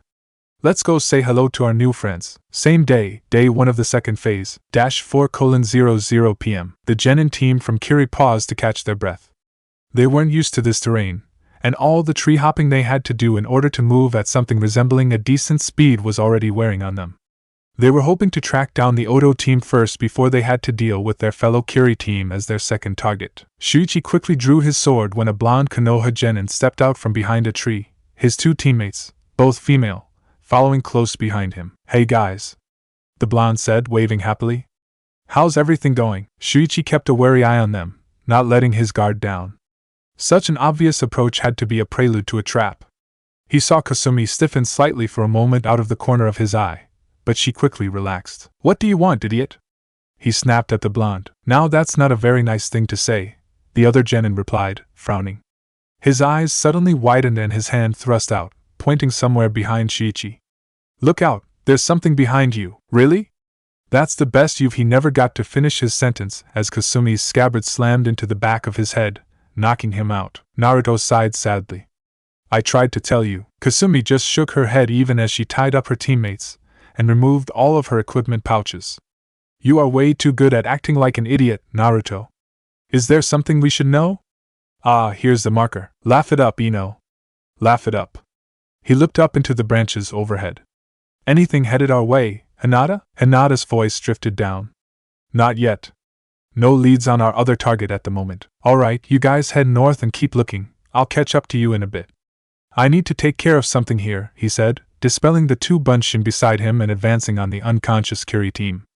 As soon as Ino ended the mind transfer, he had the last genin unconscious and swiftly tied up. He exchanged a significant look with Ino as she entered the clearing and she nodded quickly, understanding his message. Are you sure? Hinata asked quietly as she dropped into the clearing. It's fine, Hinata, Ino said, leading her away. We'll be able to cover more ground this way. Just don't take too long, she told Naruto. He waved them off and they soon left. He waited a few minutes until he was certain Hinata's Byakugan was out of range, then moved to the first Kiri genin, slapping him awake. Shuichi sputtered for a moment before he glared at Naruto. What the hell do you want, Konoha-nin? You've got our marker already, I'm sure. Ah, but you can still be useful to me. You see, I've got so many things I've wanted to try out, but experimenting on allies is considered bad form. How fortunate that we're alone, that you aren't from Konoha or one of our allies, and that you signed that handy little waiver. Shuichi's face slowly grew pale, but he tried to laugh it off. Haha, very funny. You can untie us now. Before we get started, there's one question I'd like to ask of you, he said, inhaling deeply. Even this close, with time to focus on the scent, he couldn't detect any trace of his sister who was supposedly bound in Kiri. What happened to your village's Jinchuriki? The genin looked genuinely confused at the question. What's a Jinchuriki? Naruto just shook his head and held up his finger, extending a bit of pure yuki from the tip. Ah well, I guess you can't be expected to know something like that. Now I need you to be honest, does this hurt? Judging by the screams, it did. Same day, day 1 of the second phase, -6:00 p.m. Sakura sighed as she followed Shino through the forest. He had only been able to tag one of their targets, and it seemed that the Konoha team he had tagged had started far enough away that none of his bugs could detect them at the moment. They were reduced to moving towards the tower in the hopes of finding either of the teams they needed to pass. They had greatly reduced their pace from the initial dash into the forest, wary of running into other teams or traps. Shino's bugs were very useful for tracking chakra, but mundane traps were rather harder for them to detect. Sasuke's Sharingan was useful there, but he couldn't afford to keep it active for too long lest he burn through all his chakra. Shino's hand suddenly came up in warning and the group halted, assuming defensive stances as they scanned the forest around them. The massive trees within the forest of death towered above them, the trunks easily 100 feet in diameter. They couldn't see anything yet, but they trusted Shino's scouting abilities and knew someone or something was nearby. After a tense moment of silence, Asuna Genin stepped out from behind a tree, a war fan held defensively in front of her. "You aren't our target," she called out warily. "No need to fight." Sakura exchanged quick glances with her team, mouthing the word 30. Sasuke just shrugged and relaxed slightly, though he continued to scan their surroundings in case it was a trick. Shino inclined his head slightly, indicating his own acceptance. "You aren't ours either," Sakura called out. "If you head on your way, we won't attack you." The Suna Genin nodded slowly and began moving away, keeping her distance as she circumvented the Konoha team. A minute later she jumped away. Neither Sakura or Sasuke detected her teammates at any point, which worried them slightly. "There is something odd about that team," Shino said quietly once they were alone. "My Kakaishu reported 3 people moving about, but only detected 2 chakra signatures." "What does that mean? The third person can completely suppress their chakra?" Sasuke asked. "Completely suppressing chakra is impossible," Shino replied firmly. "Kakaishu can detect and distinguish even civilian levels of chakra. One of the hidden genin had chakra attached to the third in some manner I have never seen before." Sakura thought it over for a moment. "It was a Suna team, so a puppet perhaps?" Shino inclined his head towards Sakura. "That would explain it, yes. That also means their third teammate is not within range of my Kakaishu, or has found a way to avoid them. I do not like that." "Well, let's assume he was out of range for the moment, but keep an eye on them anyway. They finished just after Shika's team did, so they're probably one of the stronger teams in the exam." "The genin we saw looked, what, 15? 16? Sasuke nodded. "About that, yeah. Definitely a veteran team. Well, we can worry about them if they pass. We still need to find teams 9 and 61. Same day, day 1 of the second phase, -9:00 p.m. "What's the plan, Shika?" "Akamaru has Team 9 sent. They're maybe 10 minutes ahead of us." Shikamaru fell into a crouch, resting on his heels. His hands came up in front of him, the thumbs and fingers connecting to form a circle. Kiba and Shuji both recognized this as Shika's thinking pose and fell silent to wait, keeping a watch on their surroundings as they did so. A minute later Shikamaru dropped his hands and sighed. "We need to hit them while we can. Another team is targeting them, and we have no idea how close they could be or where they'll go after they attack. Securing the marker now is our best option. Ideally we could wait until one or both teams were tired, but until we have at least one marker secured we need to be aggressive." "Fine by me," Kiba said, smirking. Shuji just nodded, ready to support whatever decision Shikamaru made. "Alright, here's the plan. We'll follow them until they begin to make camp and strike before they have a chance to secure the area. I'll lead with a shadow possession jutsu. With luck I'll be able to hit all of them and we'll be done. Shuji will cover me while Kiba and Akamaru close in from the opposite side. We'll make adjustments as needed just before we attack." 2 hours later the Kiri team they were tracking finally stopped and began pulling off their packs. Shikamaru pointed out the location he would attack from, and where he wanted Kiba to launch his attack from, then the group split up to move into position. Before they reached their designated spots, however, one of the Kiri genin began running through hand signs. Shikamaru cursed and shouted, "Plan C!" Kiba immediately broke from cover and charged the Kiri genin, tossing kunai as he went. He had hoped to disrupt the jutsu, but another genin intercepted his kunai, easily slapping them out of the air with a sword. The genin smirked and charged forward, closing in with Kiba. "Damn it," Kiba growled softly as he jumped back. He hated fighting weapon users. Tenten always gave him trouble in their training sessions, even when he had Akamaru backing him up. Shikamaru eyed the Kiri genin for a moment before he stepped back into the shadows, seamlessly creating a bunshin in his place. "Dragon horse sweeps left," he muttered under his breath. Chuji nodded and rumbled into the clearing, moving far slower than he was capable of and making sure to draw attention. Shikamaru's Bunshin followed behind, brandishing kunai and looking vaguely threatening. Shikamaru himself began circling the clearing quietly. The Kiri Genin finally completed his jutsu and slammed his hand onto the ground, calling out, "Water release! Water geyser!" The ground rumbled for a brief moment before a stream of water burst from the ground and shot upwards, reaching 50 feet high before it began to fall back to the ground. The third genin on the team, the sole female, was already running through her own hand signs. Chuji put on a sudden burst of speed, catching the third genin off guard as his fist slammed into her stomach, launching her backwards to slam into a tree at the edge of a clearing. The unfortunate genin didn't have time to recover or even fall to the ground before Chuji was on her again, backhanding her with his left arm and tossing her back towards the middle of the clearing. He felt a little bad about doing that to a girl, but his ninja training, and more importantly years of getting thrashed by Ino and Hinata in spars, dulled that guilt considerably. He followed after his target, leaving the first Kiri Genin separated from his teammates behind him. Kiba and Akamaru were currently darting back and forth, harassing their sword-wielding opponent. Neither had managed to land a blow, but neither had taken a blow either. Shikamaru's Bunshin was closing with the first Kiri Genin, but the chakra-laced water was disrupting the Bunshin's form, revealing its illusory nature. The first Kiri Genin cursed before running through a short string of hand signs and calling out, "Water release! Water spear!" He pulled back his right hand and a stream of water detached from the geyser, following his hand's movement. He started to thrust his hand forward towards Chuji's back, but suddenly jerked to the side as he did so, the lance impacting a tree instead of his intended target. Shadow possession, success! Shikamaru called out, alerting his teammates to the changing situation. Chuji and Kiba both grinned as they heard Shikamaru's voice.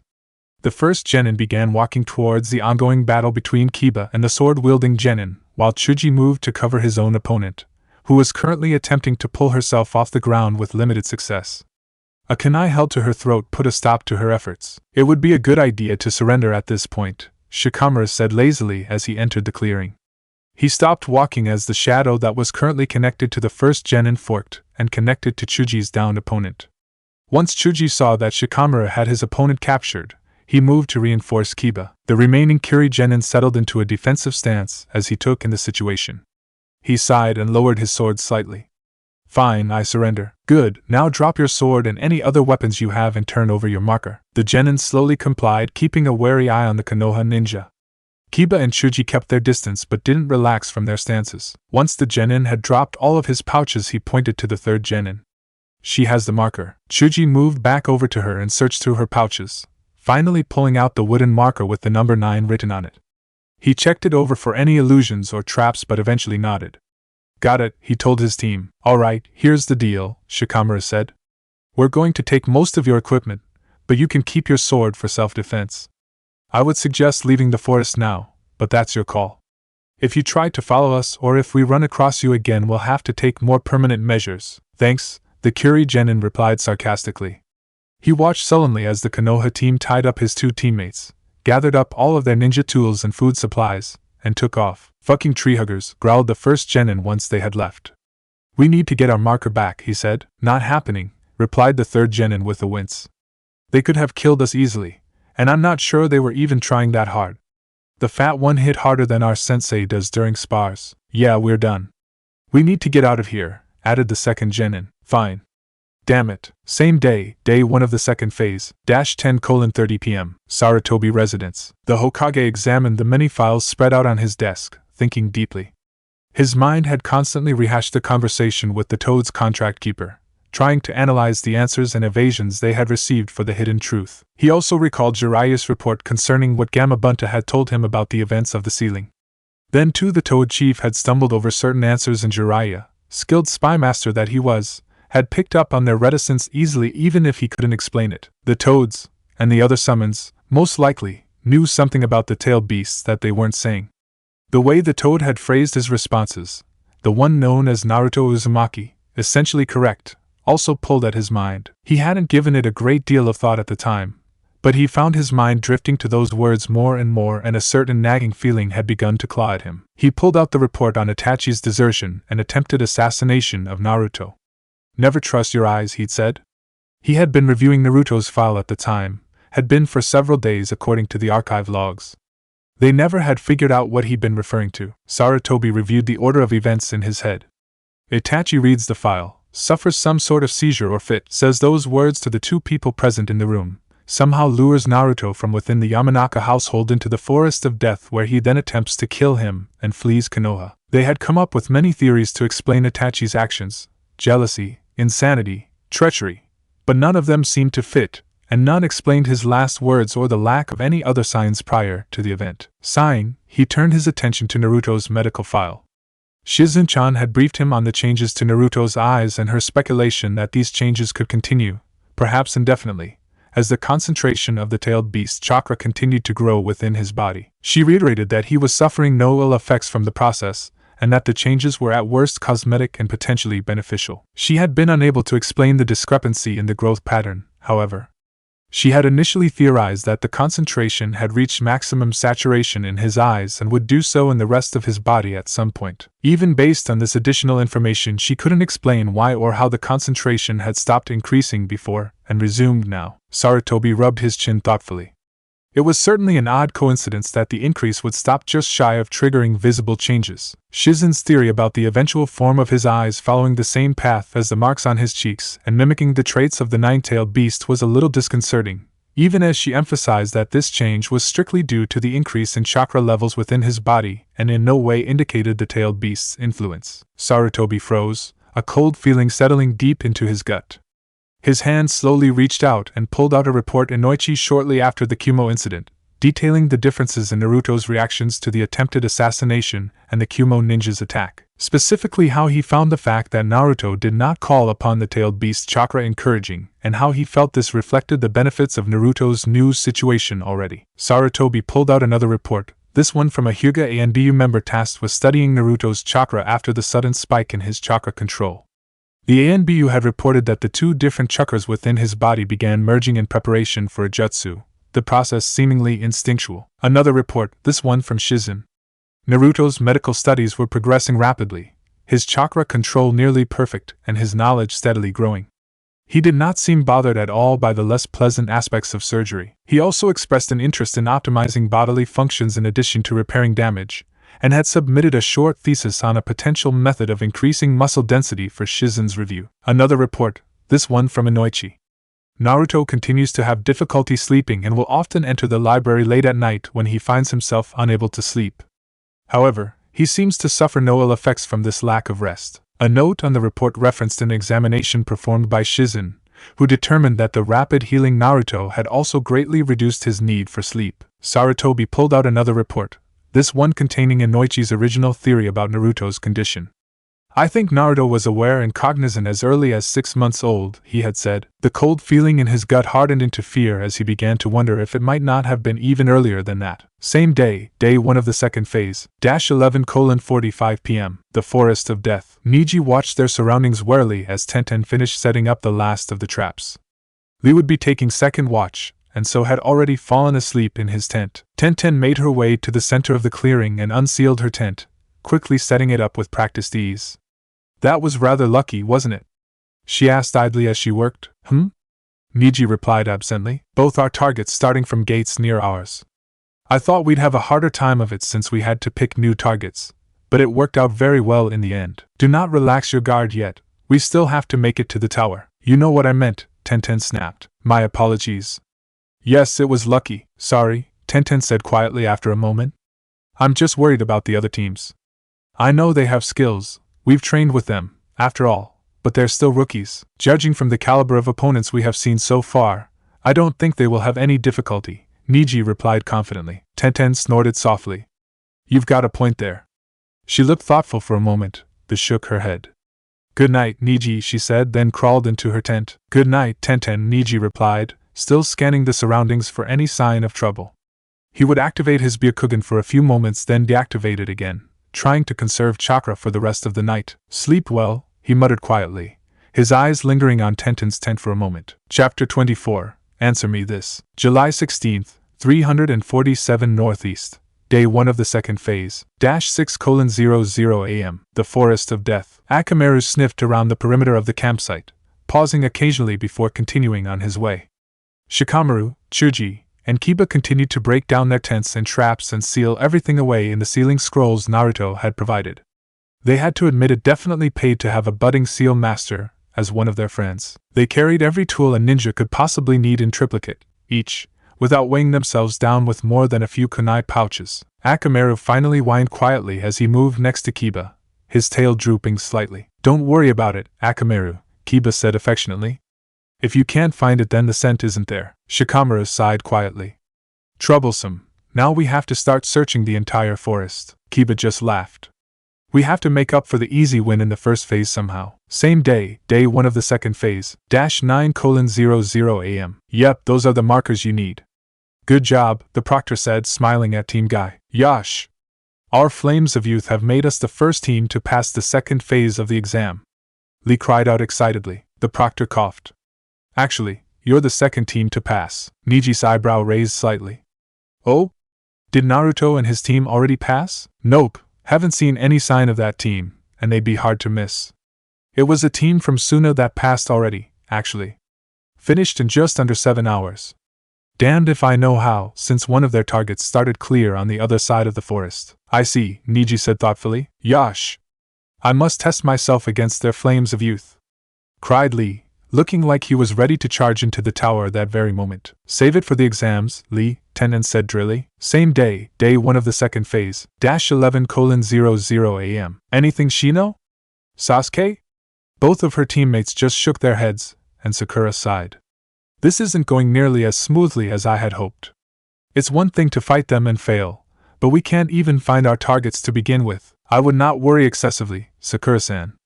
Team 61 at least must target our team as well, so we will almost certainly encounter them at some point." "Doesn't help with Team 9, she replied sourly. Sasuke just shrugged. "We've got 2 days, and we've already covered this section of the forest. If we keep moving, we'll find them eventually." Sakura grumbled under her breath but relaxed as her teammates soothed her fears. "Fine, let's go." Same day, day 1 of the second phase, -1:00 p.m. The last of the Taki team crumpled to the ground under Hinata's assault. Hinata slowly relaxed, the blue glow around her hands fading as she recovered her breath. "See? Couldn't be easier," Naruto said firmly, patting Hinata on the shoulder. Hinata blushed slightly and nodded. Ino held up the wooden marker she'd pulled from one of the Taki Genin's pouches. "And here's number 50. Now we just have to get to the tower. You guys go on ahead and make sure the path is clear. I'll stick around till these guys wake up, make sure they have a chance to make it out of here safely." We could stay with you, Naruto-kun," Hinata offered. Naruto smiled at her but waved her off. "Nah, don't worry about it. You guys are much more suited to scouting than I am," Ino chimed in, pulling Hinata away from the clearing. "He'll be fine. Besides, this gives us a chance to talk without little brother overhearing. He's cool and all, but he's still a guy, you know?" Hinata blushed slightly but didn't protest as Ino led her away from the clearing, though she sent the occasional worried glance towards Naruto. Kushu watched them leave with a thoughtful expression on his face. Coming up with excuses like this was a little tiresome. It would be so much simpler if Hinata was in on the secret. He didn't know her nearly as well as Ino, though, and couldn't be certain how she would react. She seemed to have a small crush on him which could possibly help, but romantic attachments were much harder to predict than familial ones. Humans made things so very complicated in those matters. Yet another area where demons clearly had a superior outlook on things. Shrugging, he set aside that line of thought and focused on the task at hand. The Taki Genin were all tied up and unconscious at the moment, so he moved over to the closest one and slapped him awake. The Genin looked confused and opened his mouth, but Kushu clapped his hand over the Genin's mouth before he could say anything. "These conversations get old quickly, so I'll do all the talking. Now, my former assistants were very helpful, but they didn't last very long. They found their work too demanding, it seems, a pity. Fortunately, I've made great strides since then, and things should go much more smoothly with you." "First things first," Kushu said, inhaling deeply. The welcome scent of one of his brothers, Shiju, filled his senses. It was faint but clear. "What do you know about Jinchuriki?" he asked, letting the Genin speak. The look of disgust that crossed the Genin's face surprised him. "That piece of trash? Why do you want to know about her? I take it the Jinchuriki is not popular? Like anyone would want to be friends with that freak." Kushu nodded, a small smile crossing his face. It seemed Suna was not the only village to mistreat their Jinchuriki, which would make recruiting or stealing her away that much easier. All the better for him. "Does she complain of screaming?" Does she randomly kill people? What? His face paled at Kush's insistent glare. No screaming, not that I know of. And she wouldn't dare hit anyone, much less kill somebody. Kush's smile grew slightly. Jiraiya had seemed certain that none of the other seals could possibly be as bad as Ryuto's had been, but it was a relief to have confirmation that at least one of his siblings had not suffered in that manner. His curiosity sated, he turned his attention to more immediate matters. Now, I need you to be honest, does this hurt? He asked, extending a spike of pure yuki from his finger and pushing it into the genin's chest. The genin's eyes widened in surprise before they furrowed in confusion. What the hell are you? The genin began, but was cut off by Kush's hand. I'll take that as a no. Excellent. Now, I really would appreciate it if you kept your responses focused on the topic at hand. You'll find the entire experience far more pleasant. The genin's eyes widened and his breathing became harsh and shallow before he nodded rapidly. Good. Now, how does it feel? Kusha asked, removing his hand again. The genin gulped before replying hesitantly. It tingles a little. Kinda like a medical jutsu. Kusha nodded thoughtfully. I see. How about now? The tingle is gone, actually. Perfect, Kusha purred, smiling. What about now? I feel a little weird. It's kinda, the genin began to say before he began to convulse. His body began to glow blue as chakra radiated off of him, though the glow began to gradually turn purple. His eyes were wide and frantic before they rolled up into his head. Kusha nodded thoughtfully. How would you describe that sensation? He asked. The genin didn't reply, just shuddering occasionally on the ground. Kusha sighed before his hands began to glow green. After he healed the genin, he slapped him awake again. The genin's eyes filled with tears as he stared up at his blonde captor. Please just let me go. Kusha shook his head, adopting a sad expression. If you just answer my questions, it'll all be over soon. Now, how did that feel? Please, just let me. He cut off his plea as Kusha's eyes narrowed. It felt like my chakra was exploding. Like I was trying to use a jutsu without expelling the chakra. Interesting. If that's the case, then... He trailed off before extending his yuki into the genin's body again. The genin began to scream immediately, but his voice soon cut off. Kusha grinned widely as he withdrew his hand and untied the ropes binding the genin. The genin stood up jerkily, his movements hesitant and uncoordinated. Slowly he began to walk towards the edge of the clearing, his eyes staring vacantly at nothing and his expression slack. Before he could make it to the edge of the clearing, there was a wet tearing sound and red energy poured out of his back towards Kusha. The genin collapsed in a bloody heap and didn't move again. Well now, that's interesting. Not sure how much use I'll get out of that, exactly, but I dare say I'll think of something. He stood and moved over to the genin, his hands glowing green again as he knelt next to the body. And you survived that? Well, for a few seconds anyway. I'm impressed. Kusha turned back, eyeing the other two genin speculatively. Now that we've got that matter cleared up, I do believe Ino wanted a defense against genjutsu, amongst other alterations. Let's see what you two can come up with, shall we? Same day, day 1 of the second phase, -2:30 p.m., near the tower. About time you got here, Ino said. You're not supposed to keep a lady waiting, much less two of them. Sorry, Ino-ne-chan. It took a while to get those genin back on their feet. I just hope they make it out of the forest all right. Some of those tigers looked rather vicious. Not our problem, Ino said quickly before turning to face the tower. Now, let's go turn in our markers. -3:00 p.m., day 1 of the second phase, inside the tower. I can't believe Tenten's team beat us here. We could have made it a lot faster if you hadn't wasted so much time, Ino grumbled as she stretched out on her bed. They had been assigned a room on the 3rd floor of the tower, and had to wait until the second phase of the exam ended before they could head back to Konoha. The room itself was fairly plain, but it contained 3 beds that were reasonably comfortable and an attached bathroom with a shower. Ino had let Hinata take the first shower so she would have a chance to talk with Naruto. I wouldn't say I wasted my time, Naruto said smugly. Here, give me your hand. Ino stretched out her hand and Naruto held it with his own. She waited a few seconds for him to do something, but didn't feel anything. Well, exactly, Naruto said, his voice still smug. Ino's eyes widened when red tendrils of energy began curling off her own arm. Pure yuki? She asked, waving her other hand through the tendrils. Yep, completely harmless if I twist it the right way. Or I could do something like this, he said. Ino gasped as a warm feeling flowed down her arm and spread throughout her body. That feels good, she said, so I'm told. This is much faster than using individual healing techniques, though I certainly wouldn't be able to explain what I'm doing to anyone else. Ino frowned slightly. What did you do to the genin teams to figure this out? She asked quietly. Naruto paused for a moment. Do you really want to know? Ino swallowed thickly. Naruto's response pretty much answered her question. Just don't do anything to allies, alright? Of course. Why do you think I have waited so long? Ino nodded shakily. What else did you figure out? Well, I've gotten started on making improvements to other people, although I still need a lot more work before I'd be willing to try it on you. I can also take control of someone else's body if I need to, though I still have the same range problem as always. I see. Is that what the vibration is? No. Still have no idea what the vibration is or does, but this isn't related to it. I never observed the chakra vibrating with the other genin at any point, nor is it vibrating with you. I'm starting to think it does have something to do with this body in particular, rather than simply being a normal reaction between Yuki and chakra. Huh.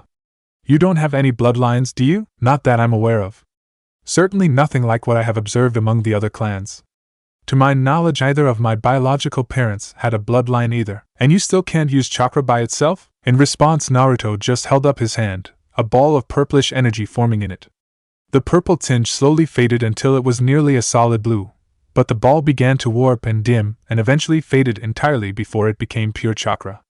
That would be a no, he said drily. Well, what's unique to you, then?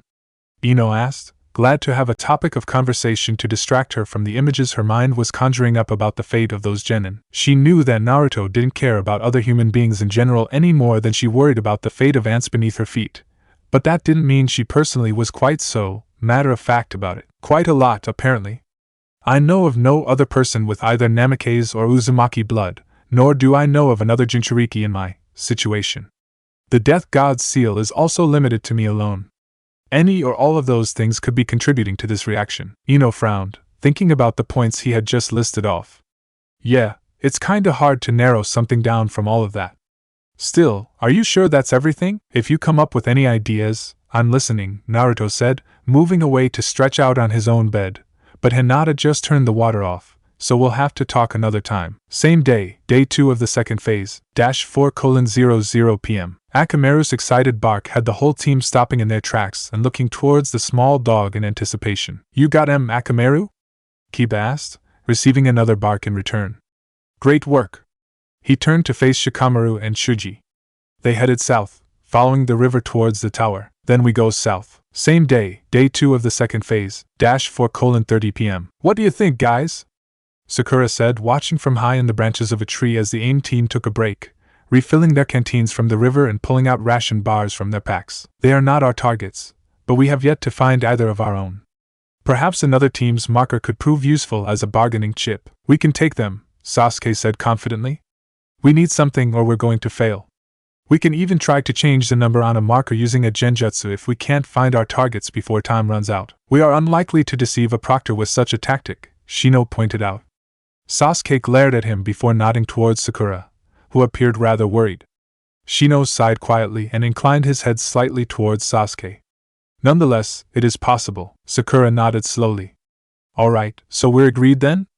We'll take this team out and hold on to their marker? Shino and Sasuke both nodded. How are we going to attack then? We did just spend the last month perfecting a new genjutsu combination, Sasuke said, smirking. Sakura brightened and nodded firmly. Same day, day 2 of the second phase, -6:00 p.m. Shikamaru sighed quietly as he took in Team 47's current state.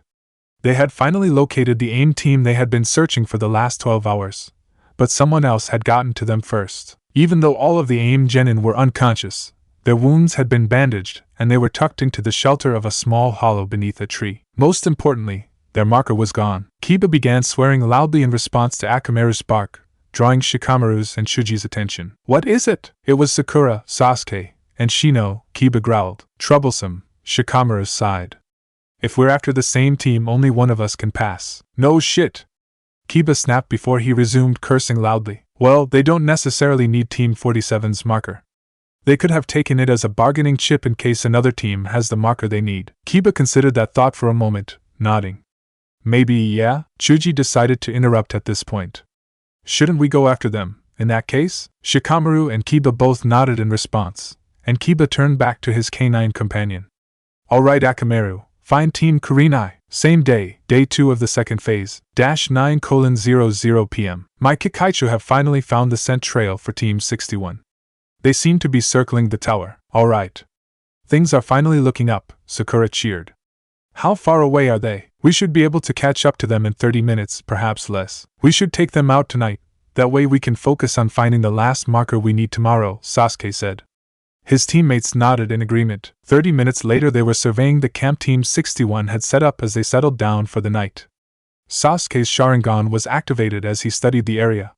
They've set up traps around the perimeter, but they're pretty basic. They have a couple of decoy traps, but nothing we wouldn't have noticed anyway. My Kikaichi report 2 genin within the tents while a third is hidden in the trees on the east side of the clearing. Sakura nodded. Shino takes out the guard, then Sasuke and I take out the ones in the tents? She suggested. Sasuke and Shino both nodded in agreement. Shino sent a swarm of bugs towards the genin in the trees. They latched on slowly, only a few at first, and began siphoning off the guard's chakra. After a few minutes the genin blinked his eyes tiredly and rubbed his face, trying to stay awake. A few minutes later, as his chakra reserves waned, he passed out completely, never realizing the reason for his sudden fatigue. The genin fell out of the tree as he lost consciousness, but Shino quickly caught him and lowered him safely to the ground. It was a fellow Konohanin, after all, no need to let him die. Sasuke and Sakura slowly and stealthily approached the tents, easily avoiding the simplistic traps that guarded the clearing. Sasuke kept his Sharingan activated as he approached, which saved both his life and Sakura's as the sudden flash of chakra from within the tent was the only warning he had. He dove backwards, tackling Sakura to the ground just before the exploding tag within the tent went off, consuming the tents and engulfing the middle of the clearing in a loud explosion. He yelled in pain as shrapnel peppered his legs and back, but he had Sakura completely covered and they both managed to avoid the worst of the blast. Sakura shoved him to the side, her kunai blurring as she deflected several kunai that were flying towards them. Wait! We're Konohanin! She called out, desperately blocking as even more kunai were launched towards her. The onslaught paused for a moment, and she could make out cursing from the distance. 2 figures entered the clearing, kunai held warily in front of them. The genin were much older than her own team, maybe 17 or 18 by the looks of them. What the hell are the rookies doing here? One of them asked. You're one of our targets, Sakura said quickly. We weren't going to kill you, just knock you out and take the marker. She turned towards Sasuke, rolling him onto his stomach and examining the wounds on his back. Yeah, that worked out real well for you, didn't it? The other said snidely. Why don't you get the hell out of here? We sure as hell aren't going to give you our marker. Wait, his teammate said. What team number are you? Sakura hesitated, looking nervous. It doesn't matter, she answered finally. I'll just leave, I need to take care of my teammate. Sasuke was beginning to look a little pale, and the amount of blood pouring off his back looked bad. You're Team 70, aren't you?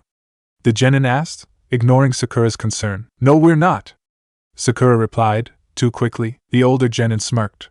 Either way, you might as well leave your marker with us. It's not going to do you any good, since you won't be getting ours. You can look after your teammate after that. The 2 genin began to advance on Sakura and Sasuke, but suddenly stumbled and fell to the ground. What the one said thickly, the words coming out slowly and slurred.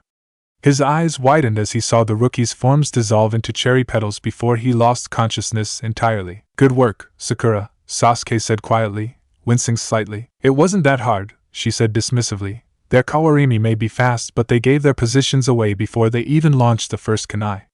Hitting them before they could attack was easy compared to what Kurenai-sensei makes us do. Now hold still. I need to get this shrapnel out before I seal up the wounds. Oh, quit whining. You could be a little more appreciative, you know, Sasuke complained. I did protect you from an exploding tag, and I am properly impressed with your chivalrous impulses, even if you did interrupt my kawarimi. Oh. Sorry, he said quietly. Sakura's voice softened as she continued her work. I really do appreciate it, but you need to trust us to take care of ourselves a little more. You don't have to do everything yourself. Sakura-san is correct, Sasuke-san, Shino said quietly as he searched through the other teams belonging for their marker. You need to have more trust in your teammates, not only for our sakes but for your own as well. I'm trying, Sasuke said, his voice so soft it was almost inaudible. Same day, -10:00 p.m., Sarutobi compound. The cloud of smoke cleared to reveal the Monkey King Enma, who slowly straightened from his crouch as he realized he was in Sarutobi's personal office. Hiruzen? He asked curiously. You seem to be summoning me quite often these days. He paused to take in his old friend's appearance, his fur-covered face crinkling in concern. Sarutobi's eyes had dark shadows under them, and his face looked tired. He was currently sitting at his desk, which had files spread across it haphazardly. Naruto's picture featured prominently in most of them. Unfortunately, this isn't a friendly chat, Enma. I need to ask you some questions. Of course, old friend. What do you know about the nine-tailed beast? Enma's face saddened and he shook his head slowly. I can't answer that question. Damn it! Sarutobi roared, slamming his fist onto the table. Why not? I can't answer that question. Sarutobi growled softly, but he reined in his emotions and called on his long experience as both a ninja and Hokage to help him pull what information he could from the Monkey King. Alright, fine. You are not allowed to answer questions on certain matters. Can you answer questions about whether topics touch on those matters? Enma paused, thinking deeply. To a certain extent, he finally replied. Are you allowed to answer any questions related to the tailed beasts? No. Do you withhold this information of your own volition? No. Is there some form of penalty assessed to you or your tribe should you answer such questions? Yes. Is there a contract or treaty that outlines your limitations and the penalties for crossing them? I can't answer that question. That would be a yes, then, the Hokage said smugly. Enma smiled slightly, nodding respectfully at Sarutobi even as he repeated his non-answer. Sarutobi sat back, thinking about how to phrase his next questions. They hadn't yet approached the real purpose for this discussion, but he needed to establish as much context as he could. What do you know about the Death God? I can't answer that question. Sarutobi blinked. He hadn't actually expected that response. The Death God is involved in the contract? No, never mind, you can't answer, he said bitterly. What do you know about the practice of sealing tailed beasts into human beings? He asked next. Ninja first attempted sealing roughly 115 years ago, Enma began. That's enough, you can answer that question. Where did the idea for the summoning contracts come from? I can't answer that question. Why is the knowledge that the summoned tribes live in a separate realm from the human realm hidden? I can't answer that question. How did the summons make contact with the human realm before the contracts were created? I can't answer that question. When was the first time any summons made contact with a human being? Roughly 3,400 years ago, Enma replied, happy to have a question he could finally answer. Sarutobi's eyes widened. That went well beyond any recorded history he had ever seen. You're that old? He asked, stunned. I am not. Neither myself nor my tribe were the first to make contact, but the tribes exchange information, and we know a great deal about the activities of the others. Sarutobi nodded, fascinated. The scholar in him clamored to ask Enma questions about the history of humanity, but he forced it down to focus on the matter at hand. He could sate his curiosity another time. How did you, or this other tribe, enter the human realm at that time? Enma sighed. I can't answer that question. So the knowledge of how to travel the realms is tied into this mysterious contract, or treaty, and the tailed beasts. And the Death God is involved somehow. Sarutobi mused quietly. Does the summoning contract contain any information related to the reason you are unable to answer my questions? It took Enma nearly a minute of deep thought, but he finally replied, not directly. Something separate from the contracts we signed, then? Are there realms other than the human realm and the summon realm? I can't answer that question. Of course not, Sarutobi sighed. He wanted to ask other questions, but the one question he was afraid to ask burned deeply in his mind, and he decided to finally move the conversation on towards the real purpose for this visit. What do you know about Gaara, the Jinchuriki of the one-tailed beast? He asked. Enma's face grew grim as he replied, to the best of my knowledge, Gaara is a genin from Suna, the third-born child of that village's leader. Due to the nature of his seal, he has never slept and suffers from what you humans refer to as mental problems. His team recently contacted you for assistance in dealing with his seal, a matter we discussed not so long ago. Sarutobi nodded slowly. He swallowed thickly and forced himself to speak his next words despite the anxiety that gripped his heart. What do you know about Naruto, the Jinchuriki of the nine-tailed beast? Enma's face could have been carved from stone as he replied, I can't answer that question. Sarutobi's head bowed and tears began to flow down his cheeks. Is Gaara the one-tailed beast? He asked, his voice thick. No. Sarutobi could barely force the words from his throat. Is Naruto the nine-tailed beast? I can't answer that question. Sarutobi was silent for several minutes as his body shook. His hands covered his face, but Enma felt uncomfortable witnessing this moment, all the same. The Hokage finally drew in a shuddering breath and wiped his hands over his face. When he finally looked up, his face a stone mask, far colder than Enma had ever seen it outside of battle. Thank you for your time, Enma, he said, his voice even. Enma just nodded sadly. Before I go, Hiruzen, please listen to one last piece of advice. The matter I cannot speak of is far more dangerous than you can ever imagine. Be very careful, old friend. July 17th, 347 Northeast. Day 2 of the second phase, -7:00 a.m. A loud bark made Team Kurenai tense as they turned their attention to the edge of the clearing. Standing in the open was Team Mikoto, Kiba grinning at them while Akamaru continued to bark happily. Chuji smiled and waved, and even Shikamaru managed to move his arms slightly in his own approximation of a greeting. Team Kurenai didn't relax entirely as they checked for illusions or any signs of a trick. Relax guys, sheesh. You aren't one of our targets. That's assuming you are who you look like, Sasuke said, his Sharingan flaring to life. Well, it's not a jutsu, he said finally. He smirked for a moment then called out, why did I kick Kiba's ass just after we graduated? Ignoring Kiba's indignant shout, Shikamaru replied, because of the bet he made with the troublesome blonde. Shino turned to Sasuke and asked, was your Sharingan not sufficient to confirm their identity? It was. I just can't pass up an opportunity to make fun of Kiba, Sasuke said quietly. Sakura coughed suspiciously as she covered her mouth and turned away from Team Mikoto, her shoulders shaking with suppressed laughter. I heard that, asshole! Kiba yelled, stalking into the clearing. So what are you guys here for? I assume you aren't here just to chat, Sakura said, interrupting Kiba's advance. Nope, Shikamaru said, lazily strolling into the clearing. We were tracking our last target when we found them knocked out near the river. Then we found out you guys had made off with their marker. Team 47? Sakura asked, wincing. Yep. That's not one of your targets, is it? Sakura looked to Shino and Sasuke, who both just shrugged, letting her take the lead on this one. It's not, she admitted, turning back to Shikamaru, but we still don't have the last marker we need. Bargaining chip. Not a bad idea, Shikamaru said musingly. How about this, then? We'll help you track down and capture your last marker in exchange for Team 47's marker. We've still got 32 hours left in the second phase. We should have plenty of time to help you out and still pass. Sakura looked to her teammates who both nodded in acceptance. That sounds like a deal, she said. We'll turn over Team 47's marker once you help us find Team 9's marker. Shikamaru froze. 9? He asked. Yeah, Sakura replied. The other marker you need is Team 9, he said again. Yes, it is, Sakura reiterated. Why? Troublesome. Same day, -11:00 a.m. Tanzakagai. There is a large, very successful casino that operates within the town of Tanzakagai known as the Evergreen Palace.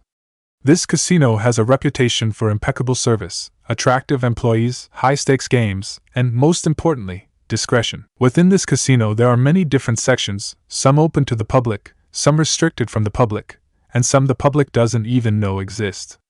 In one of these unknown sections there is a private meeting room, reserved for a certain type of client who might encounter problems of the legal kind if they were to show their face in public. This room was currently occupied by 3 people. The first was Jiro Sawada, a man of medium height and weight dressed in an expensive and ostentatious suit. His brown hair was slicked back and his face was kept clean-shaven. His face wasn't exactly handsome, but his square jaw and tan skin suited him well. The other 2 occupants of the room were both tall, though no other physical features were discernible. Both were covered in black cloaks and masks that hid all of their features from view.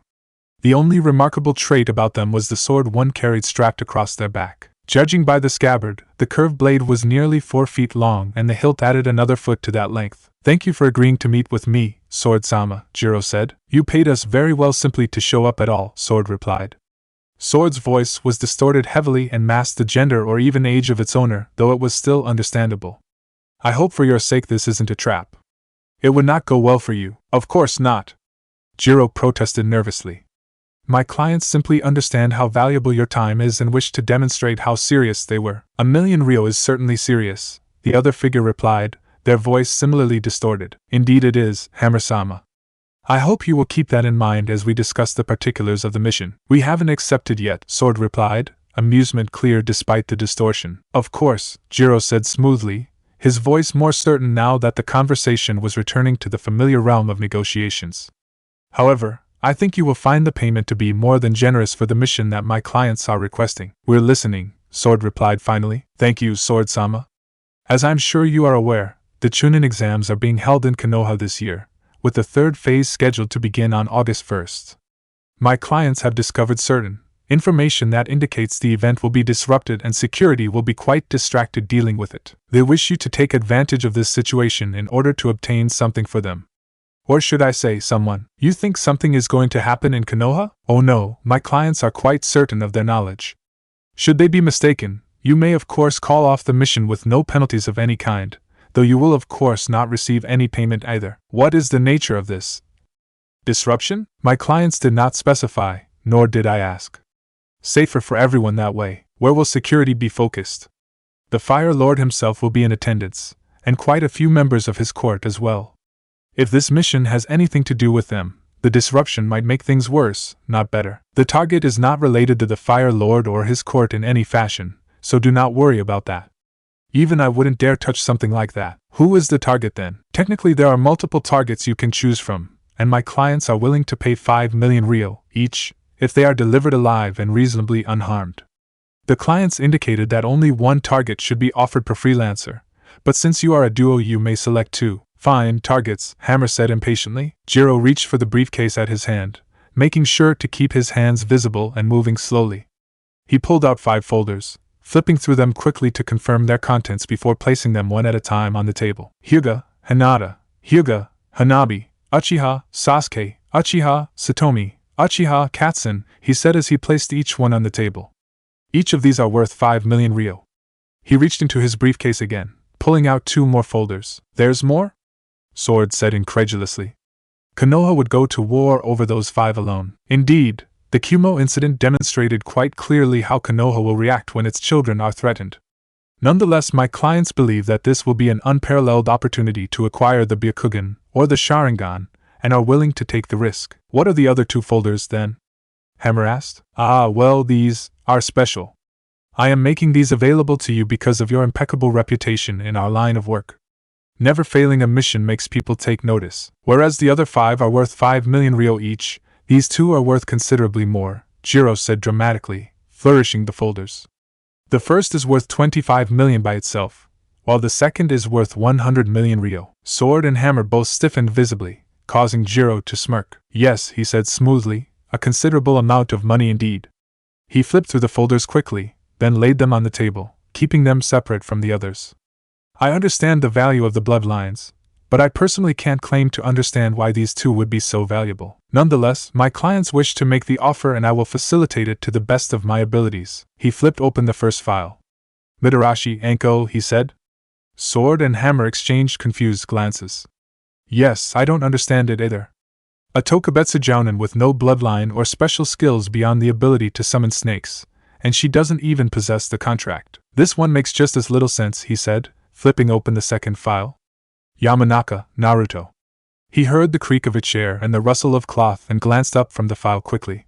Hammer had a hand on Sword's shoulder, but he couldn't see anything else amiss. Shrugging slightly, he continued, hailed as one of the rising stars of Konoha, he was adopted by the Yamanaka clan head sometime between the age of 4 and 5. There are rumors that he is actually the bastard child of the clan head himself, or perhaps another member of the Yamanaka clan, though no one can prove it. The information we have available shows no evidence of a bloodline, Yamanaka or otherwise. Feel free to peruse the information as you see fit. Just keep in mind that you may only select 2. The others will be offered to other freelancers and you will not be paid even should you return with the other targets. We like to keep things organized. Hammer shared a brief glance with Sword before replying, we'll take Mitarashi and Yamanaka. Excellent, Jiro said, removing the other files from the table. You may keep those files for your own use. Now that our business is concluded, I would like to remind you that we have reserved a pair of rooms for your use for the night. This private room is yours to use as you see fit for the remainder of the evening, and all food and drinks are, as always, complimentary for our clients. You will also find private gambling rooms should you wish to put your money to good use. With that, he gathered up his briefcase and left the room, smiling and bowing as he closed the door behind him. Why didn't you let me at him? Hissed Kushina, throwing off Tsunade's hand. Tsunade motioned her to silence and pulled out a few seals from under her cloak, slapping them down on the floor in a rough square and activating them to form a privacy barrier. The room they were in supposedly had privacy tags built in, and while she admitted that was likely, she also had no doubt their business partners had ways to get around them should they want to. Once she had finished her work, she turned back to Kushina, because he most likely doesn't actually know who these clients are, or even how many there are. And also because I'd rather not have to worry about the Eastern Dragons coming after us. We aren't the only freelancers they employ, and they can be incredibly vindictive when someone crosses them. Someone is trying to kidnap Naruto. Kushina snapped, beginning to pace about the room angrily. Yes, we are. And if someone else should try anyway, we know both where and when the attempt will happen. Kushina slowly calmed and nodded. What concerns me, Tsunade continued, is this disruption during the exams. The only thing that would allow someone to get away with kidnapping Hyuga and Uchiha children would be a disaster on the scale of the tailed beast's attack. And I'm not sure even that would stop them from tracking Naruto down. These clients must know he's a Jinchuriki. Nothing else justifies that amount of money. Which means whoever is doing this either thinks they can get away with it or doesn't care. Either option is a good one. Why should I care what happens to Konoha? Kushina asked bitterly. Tsunade sighed.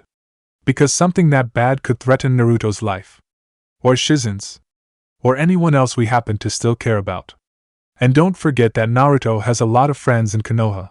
Losing some of them in an attack we knew about and did nothing to prevent would not make him think well of us. Kushina's head rocked back as if she'd been physically slapped. She paced around the room for a few minutes before she nodded slowly. For Naruto. All right. How are we going to warn them? Tsunade relaxed. Just leave that one to me. With any luck we may be able to turn this to our advantage. Chapter 25. Moving forward. July 17th, 347 Northeast. Day 2 of the second phase. 1:00 p.m. The Forest of Death. You sure about this, Shika? Kiba asked quietly. No, Shikamaru confessed. Dude, what the hell? This hinges on my own interpretation of the rules, and the proctor could interpret them differently. What I am sure of is that if this fails, Team Kurenai won't just abandon us. Kiba grumbled, but nodded in agreement. There was no way Sakura and the others would just leave them out to dry. Sasuke approached the proctor confidently, 3 wooden markers held loosely in his hand. He stopped a few feet away from the proctor, who was leaning against the side of the tower near the large wooden doors with a bored expression on his face. Markers, the proctor said, holding out his hand. Sasuke shook his head and held them up in the air. Here they are, he said. The proctor scowled. Nice try, Genin. Now hand them over so I can check them. Nothing in the rules says that we have to physically give them to you, and if I'm good enough to fool a Chunin from 5 feet away, I guess I deserve to pass anyway, Sasuke said, smirking. The proctor straightened from the wall and slowly approached Sasuke, his face darkening. Sasuke's smirk faltered and his body tensed as he took in the ugly expression on the Chunin's face. Listen here, Uchiha, the Chunin spat. I don't care how good you think you are because as far as I'm concerned, you're scum. Just like Fugaku. Just like your crazy brother. Just like the rest of your traitorous little clan. Now you can hand over those markers and I'll consider letting you pass. Or I can fail your worthless ass right now for disobeying a proctor. Sasuke's entire body was quivering with fury, and the only thing that kept him from attacking the proctor were Shino and Sakura's restraining hands. Shino's expression was hidden by his trench coat and sunglasses, but the loud buzzing of his insects betrayed his agitation. Sakura's face was openly angry and she was returning the proctor's glare with one of her own, though he paid no attention to her. Shikamaru cursed quietly as he watched the scene. He hadn't counted on the proctor on duty being one of the idiots who harbored a grudge against the Uchiha. This could ruin his plan and end up getting either or both of their teams failed. The standoff continued for a few tense seconds before a loud, piercing whistle sounded from the doorway to the tower. Enko Mitarashi walked out from the tower, moving in a slow saunter with a sadistic grin fixed on her face. Only those who knew her well would be able to detect the underlying anger in her expression. What seems to be the problem here, slave? The Chunin's face twisted further before he fixed it back into a neutral expression. No problem, Mitarashi-san. This genin was trying to circumvent the rules of the exam by refusing to turn in the markers for inspection. I simply informed him that continued refusal to do so would result in failing the exam. Ah. I see, Enko replied slowly. And you, as a Chunin, can't tell whether they're using a genjutsu or have otherwise faked a marker that's right in front of your face? The Chunin's face twisted into a sneer before it quickly returned to its neutral expression. Of course he started to reply. Then you are willfully choosing not to fulfill your mission as assigned to you. You are hereby relieved of duty, and I will be bringing up your actions with the Chunin commanders when this phase is complete. Now I suggest you get the hell out of here before I decide to discipline you myself, Enko said, her voice harsh. The sadistic leer on her face had deepened and she was fingering her kunai, making it clear just which option she would prefer. The Chunin's face was turning purple in rage, but he stiffly turned and left in a quick shunshin rather than saying anything further. Team Kurenai stared at the Tokubetsu Jounin in shock, It wasn't often they witnessed a ninja get put in their place like that. Anko moved closer, still fingering her kunai. She leaned in to get a closer look at the markers, her trenchcoat gaping open and her tight mesh bodysuit doing interesting things to her anatomy. Despite themselves, all of the genin found their eyes straying, their reactions varying between appreciative and envious. Anko smirked and whirled around as she began sauntering back towards the tower. Not bad, brats, not bad. Most teams wouldn't have thought of trying that at all, or would have folded quickly. I would choose your targets more carefully before you take jabs at their pride next time, though. Now tell the idiots in the trees to get over here and present their own markers. I haven't got all day. July 18th, 347 Northeast, Day 3 of the second phase, -3:00 a.m. Inside the tower, Gaara walked down the sand-covered street slowly, taking in the sight of the village as he did so. The citizens of Suna gave him a wide berth, scattering as he approached and talking in quiet, fearful whispers behind his back. Temari and Kankuro were still beside him, however, their presence a soothing constant as he moved through the village. He blinked in confusion as he suddenly found the street completely empty. All the people who had been avoiding him before had simply vanished without a trace. He turned to ask Temari what was going on, but found that both his siblings had disappeared as well. He could make out a distant noise that sounded vaguely like shouting and cheering, so he moved in that direction. He saw a large number of people, enough to be the entire population of the village, gathering outside the walls that protected Suna. The crowd still parted as he approached, but their fearful expressions had turned into gloating smirks and smug grins. They laughed quietly to themselves as he passed, sounding happy and pleased. As he neared the center of the crowd, he could make out a raised platform and saw the Kazekage standing at the front of it. The Kazekage motioned for silence and began to speak even as Gaara drew closer. People of Suna, for too long have we allowed this blight to go unchecked. For too long have we turned a blind eye to the corruption within this very village. That ends today, he shouted, and the crowd cheered him. It pains me, the Kazekage continued once the noise died down, it truly pains me that my own family has fallen victim to this abomination, he declared, causing Gaara to flinch slightly as the Kazekage's gaze focused on him. But I shall endure and do what I must to protect this village, no matter the cost. The crowd roared its approval, and the Kazekage stepped back, pulling the long blade from under his robes. As Gaara reached the front of the crowd, the rest of the platform became visible and he stopped in shock. Bound and kneeling at the back of the platform were Temari and Kankuro. Both looked like they had been beaten repeatedly, bruises and blood discoloring their features. Their eyes were dull and lifeless as they watched the Kazekage approach. Their heads shifted slightly as they caught sight of Gaara, and their eyes widened. The Kazekage raised the sword, pausing dramatically even as the crowd's cries reached a fever pitch. It's your fault, Temari choked out quietly, tears pouring down her face. It's your fault, echoed Kankuro. The blade fell. Gaara screamed as he sat up, his hands stretching out desperately. Sand swirled around him, whipping this way and that in reaction to his distress. He paused, panting, as he took in his surroundings. Endless desert stretched in every direction, the sun beating down upon him heavily. The heat wasn't terrible though, in fact it was oddly mild. His brow furrowed in confusion. He recognized this, or at least thought he did. He had seen the other Jinchuriki in a place like this, and also that odd ball of chakra, the one-tailed beast, if the other boy was to be believed. Where were Temari and Kankuro? Where was the raised platform and the Kazekage? Where was the crowd of villagers? Was that a dream? Was that what people saw when they slept? That wasn't restful, or relaxing, or pleasant, or anything like what people claimed. That was horrible. Ahem, a voice said from behind him. He jumped to his feet and whipped around, the sand already lashing out to attack whoever had snuck up on him. When the sand approached the other figure, however, it just swirled around him gently before settling to the ground. Now is that any way to treat your fellow prisoner? The figure said. Gaara paused, letting the sand drop back to the ground and studying the figure. It was like looking in a mirror, almost. While the other person resembled him greatly, there were several small changes. Where Gaara himself had green eyes, the other person had golden eyes, and where Gaara had deep red hair, the figure had dark blonde hair. Their clothing also differed. The other figure was wearing civilian clothing of loose-fitting black pants, and a white long-sleeved shirt in contrast to his own uniform. Who are you? Gaara asked warily. As I said, a fellow prisoner. Surely you can figure it out from there, the other him said. Gaara frowned for a moment before his eyes widened. The one-tailed beast, such a terrible name. I mean really, beast? You humans have more creative names for your pets. I don't understand. You're supposed to be a giant raccoon dog made of sand. Or that mass of energy, he added, remembering what he had seen a few hours?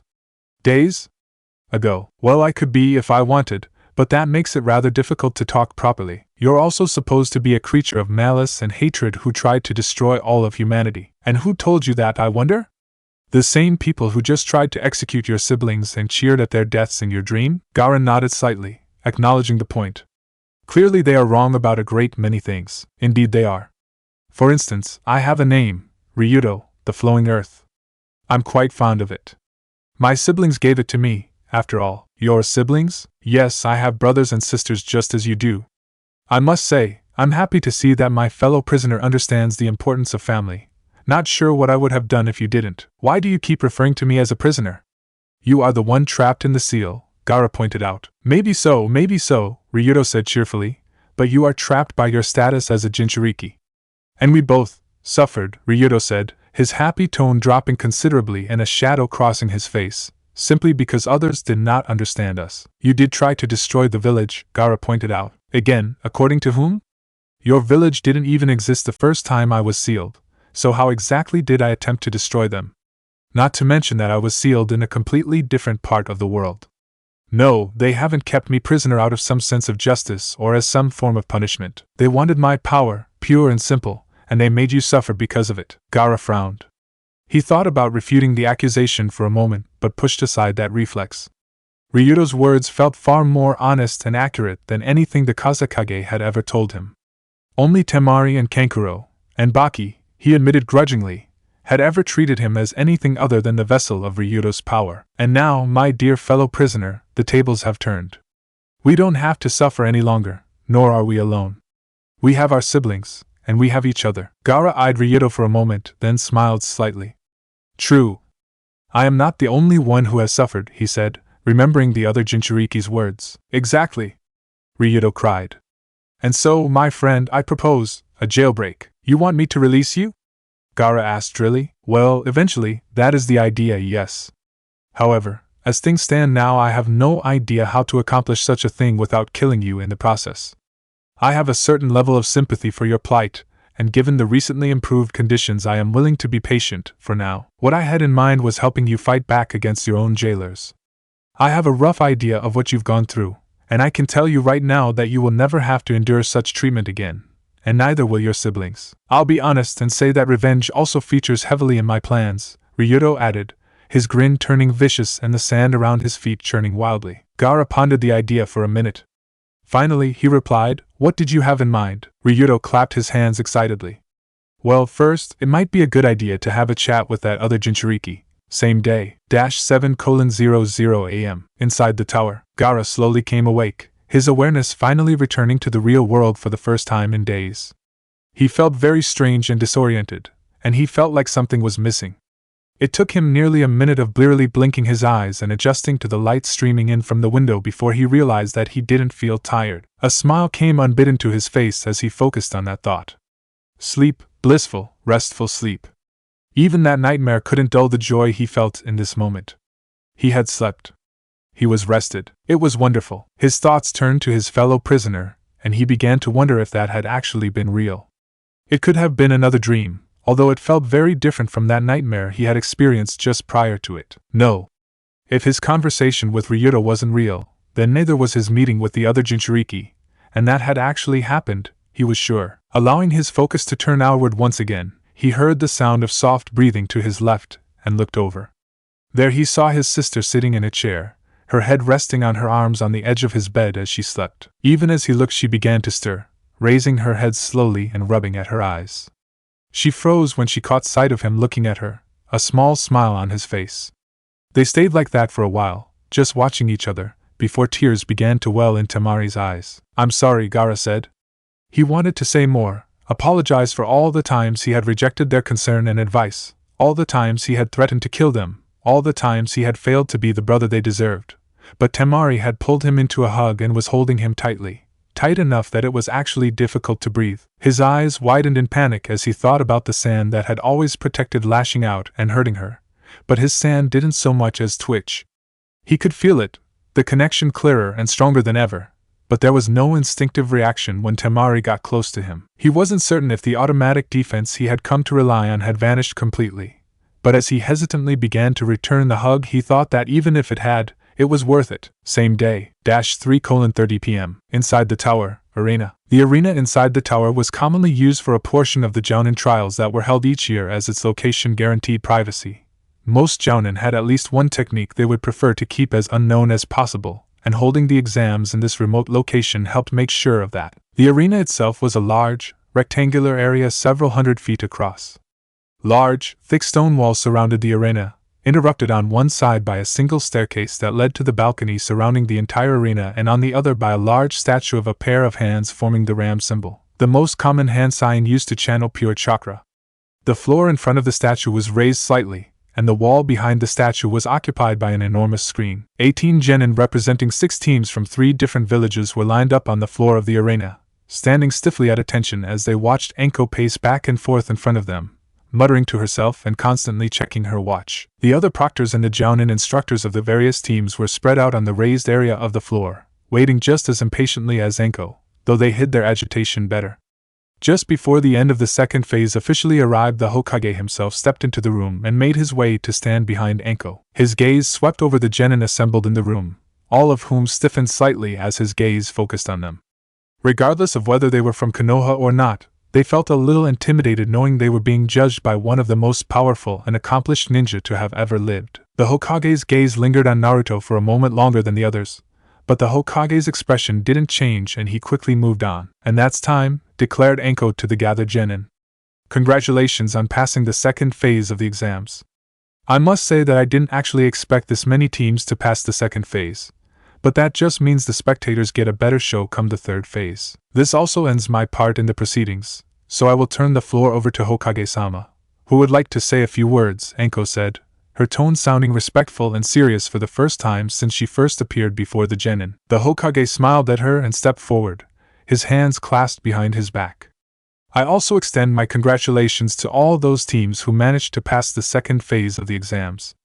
Overcoming the challenges, both human and otherwise, this forest contains is an impressive achievement for a genin and speaks well of your potential." The international Chunin exams were started nearly 50 years ago as part of a treaty between the 5 great ninja villages.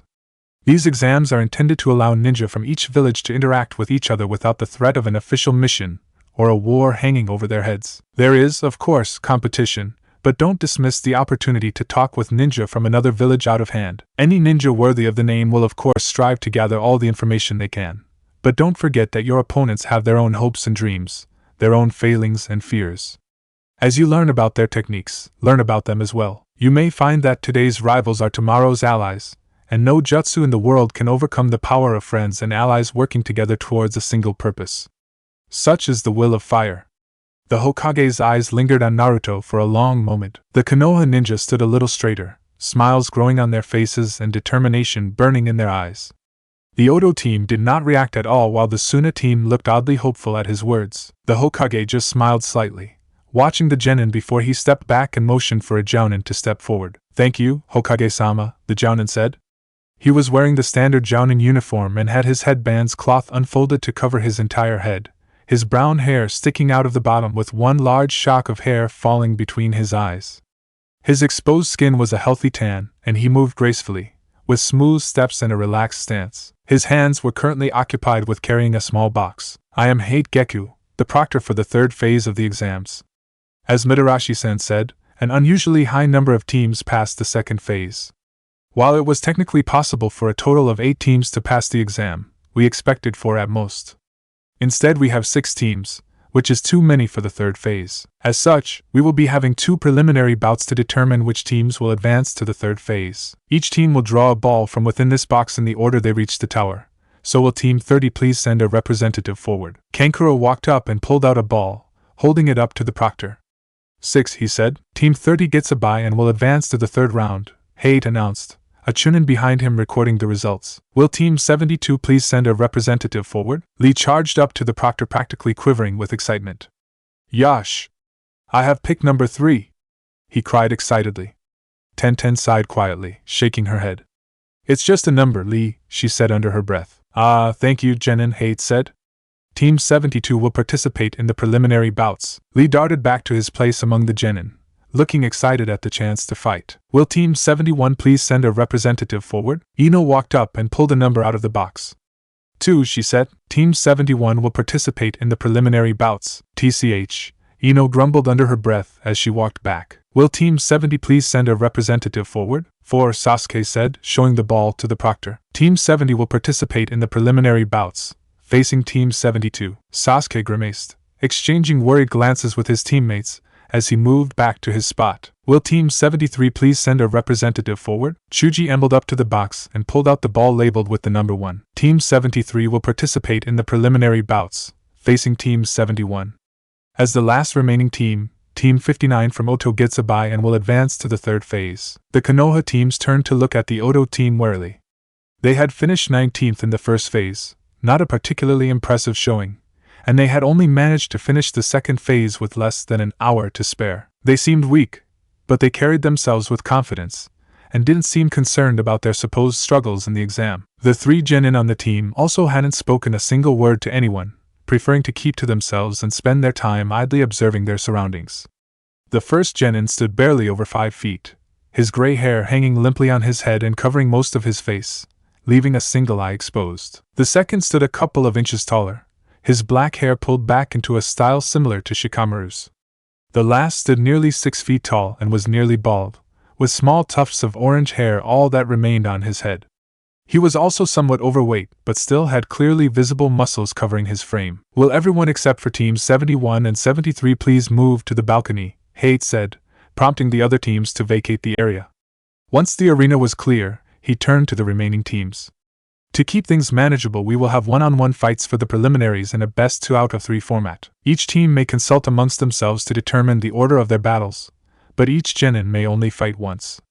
If a team manages to win the first 2 battles, the third member of the team will not be required to fight. As with the second phase, killing is allowed but is frowned upon, especially amongst allies. If you kill a downed opponent or kill someone outside of an official bout, you will be arrested for murder. Now you have 5 minutes to consult with your team and prepare. You may consult with your Jounin-sensei as well, if you wish. Team Mikoto moved to the right side of the arena while Team Kakashi moved to the left. Kakashi joined his team after a few seconds. Alright, what are you guys going to do? Naruto nodded thoughtfully, eyeing his teammates. I think Hinata should go first, and Ino second, he said quietly. Kakashi smiled. I see you have faith in your teammates, as you should. Still, shouldn't you try to adjust your order based on who you think will fight first and second from the other team? Ino scoffed. It's Shikamaru, he's probably going to change his team's lineup 15 times in the next 5 minutes to try and outguess us. Hinata can take any of them, and so can I. Naruto can just sit on the sidelines and watch us kick ass. Hinata blushed slightly but nodded. I want to go first, she added quietly. I feel like I didn't do much during the first 2 phases. Naruto and Ino both shot her incredulous looks. Didn't do much? Ino repeated. You practically carried our team through both exams. If anyone didn't do much, it's little brother over here. He just acted like an idiot as a distraction. Yeah, Naruto added, shooting Ino an annoyed glance. You guided us where we needed to go, kept other teams from sneaking up on us, and took down 2 people on that Taki team by yourself. If anyone should feel bad, it's Ino over here. She just talked the whole time, he said teasingly. Hinata giggled quietly and nodded, relaxing. Kakashi just kept smiling, happily watching his team as they supported each other and bantered playfully. Troublesome, Shikamaru kept repeating, glancing at Team Kakashi. Dude, chill out. We can take them, Kiba said confidently. Chuji just frowned uncertainly and rubbed his arms, remembering the many times Hinata had disabled him with her Juken strikes. Mikoto decided to step in at this point. I know you've faced them in your training sessions, but remember that you've grown a great deal since then. You don't know everything they can do, but they also don't know everything you can do. They're also likely to underestimate you, so be ready to take advantage of that, she pointed out. Shikamaru sighed and focused. Alright, I've got a few ideas for how we can win this. Your 5 minutes are up, announced Haight. Each team must now inform me of their order of fighters. Once each team had quietly told him their order, he moved back to the center of the arena. Will Hinata Hyuga of Team 71 and Chuji Akimichi of Team 73 please enter the arena? Hinata stepped into the arena, moving confidently to stand next to the proctor.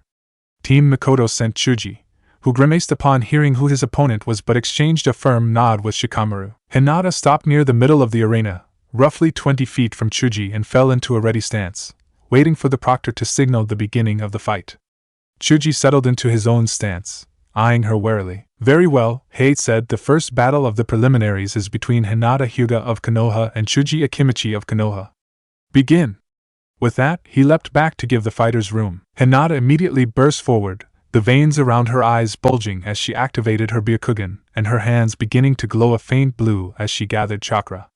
She halted her advance and leapt to the side as Chuji punched downward, hammering the ground beneath his feet and shattering the stone tile. Hinata could see the shimmer of chakra as Chuji released some sort of jutsu that caused some of the shattered tiles to blast outwards, whipping through the air where she stood a moment ago. She began to circle him and watched warily, trying to determine if that was the extent of his new jutsu.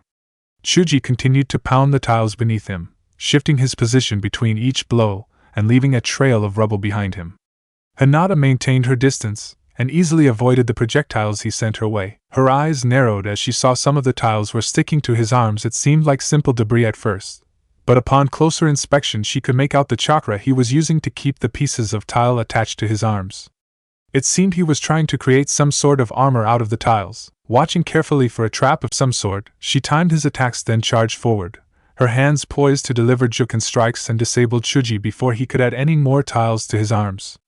Chuji saw her advancing once again and abandoned his current strategy, leaping backwards and landing in the middle of the damaged area. He knelt swiftly and began gathering up pieces of shattered tile and slapping them on his arms, filling in any open spots as best he could before she got too close. Hinata didn't particularly want to charge into that area. The damaged tiles would interfere with her footing and limit her movements, and thus the effectiveness of her particular style of battle. Chuji himself focused on power more than speed and did not move around nearly as much as Hinata did, giving him the advantage in that area of the arena. She couldn't let him continue his attack or building his armor, however. She paused just outside the damaged area, swiftly considering her next move. From her current position she could still close with him faster than he could resume smashing the floor. She had already memorized the pattern his chakra made when he was going to use that technique, and was prepared to react instantly, but Chuji was also free to continue slapping on the already broken pieces of tile. She could maintain her position and let Chuji tire himself out maintaining his armor, but to gain an advantage in terms of chakra she would need to deactivate her Byakugan, and thus might miss any traps he laid. No, delaying her attack had already allowed him to gain an advantage. Giving him more time would be a mistake. Her best option was to force him out of the damaged area. Thus decided, she moved forward once more, moving swiftly and gracefully between the areas of undamaged tiles she could find. Chuji settled himself into a defensive stance and watched her approach warily, ready to counter as best he could. Once she was in range, her hands began blurring as she struck repeatedly, the first two fingers of each hand extended. Chuji shifted his arms rapidly, barely keeping up with the assault, but it was enough. The chakra emitted from her fingers did not penetrate through the tiles enough to reach his tenketsu and close them. Chuji visibly gained confidence as he continued to withstand her assault until he finally punched forward in a counterattack, nearly catching Hinata as she dodged. She bent around his arm, her fingers lancing towards his upper arm, which was not covered, as well as his forearms. She managed to score 2 hits, each closing a tenketsu, but Chuji pulled his arm back and pivoted, forcing Hinata to jump back to avoid his strike. She landed awkwardly and off balance as the broken tile shifted under her feet, and Chuji rushed forward, his arm raised and ready to strike. Hinata grimaced as her ankle twisted harshly, but she managed to reposition herself quickly and, instead of leaping backwards or to the side as he expected, launched herself straight towards Chuji. His eyes widened and he tried to pull his arm back to block, but it was already too late. Her hands blurred and left small blue trails in the air as she rapidly closed the tenketsu throughout his upper body. She struck at his arms first, disabling them and buying herself additional time as she moved on to the tenketsu in his torso. After a few seconds she moved away, panting lightly from exertion and already feeling her ankle start to swell. Chuji wavered slightly as the tiles attached to his arms fell away, clattering to the floor. He finally dropped to his knees and fell onto his side, his breathing labored. Chuji's body twitched a few times as he struggled to move before he finally relented and called out, "I give up." Hate nodded and stepped forward. "Winner, Hinata Hyuga of Konoha." Hinata blushed slightly as the sound of cheering and clapping drifted down from the balcony, especially the sounds of her teammates. She moved over next to Chuji, limping slightly, and began unsealing his tenketsu. "I thought I had you that time," he said ruefully. Hinata nodded and replied, "Using the tiles and damaging the floor was very good," she complimented him. "You forced me to fight on your terms. Still wasn't enough though," he said, sitting up and rubbing his arms. Hinata just nodded again, feeling a little uncomfortable. Despite the years she had spent training with the other children, she still felt awkward whenever she defeated someone in a spar. Chuji in particular made her feel guilty, as he had never once managed to defeat her. This bout was actually the closest he'd ever come. Chuji finally stood and extended his hand. "Good fight," he said. Hinata nodded again and shook his hand before heading back to her teammates, still limping slightly. Naruto and Ino met her partway, both grinning happily. Naruto's grin always made her feel happy. The way his whole face lit up, the way the marks on his cheeks stretched, the way his eyes danced. She had been a little worried when his pupils began changing into the slits they were now, but despite their more animalistic appearance, they still suited him. If anything, they seemed even more expressive than before. "Good job, Hinata," Ino said, pulling her into a brief hug. Hinata returned it, smiling, before she suddenly let out a small gasp and blushed. Looking down, she saw Naruto kneeling at her feet, his hands glowing green as he gently held her foot and ankle. He looked up at her, his wide grin making her stomach do flip-flops. "Trust Hinata to take care of her opponent before looking after her own injuries," he said, his voice gently chiding. "Sorry," she replied. She frowned internally, admonishing herself for falling back into her old habit of stuttering. She'd managed to conquer that problem years ago with the help of her mother and her friends, but sometimes Naruto caught her off guard and her shyness would come roaring back. "Will Ino Yamanaka of Team 71 and Shikamaru Nara of Team 73 please enter the arena?" Hate called out. "Alright, you two, that's my cue." "My turn to kick some ass," Ino said, moving past them to stand near Hate. The proctor had changed his position slightly to avoid the area Chuji had busted up in the previous bout. Shikamaru shuffled out slowly, an apathetic expression on his face. Once the two competitors were in place and other genin had left the arena, Hate nodded. "The second battle of the preliminaries is between Ino Yamanaka of Konoha and Shikamaru Nara of Konoha. Begin."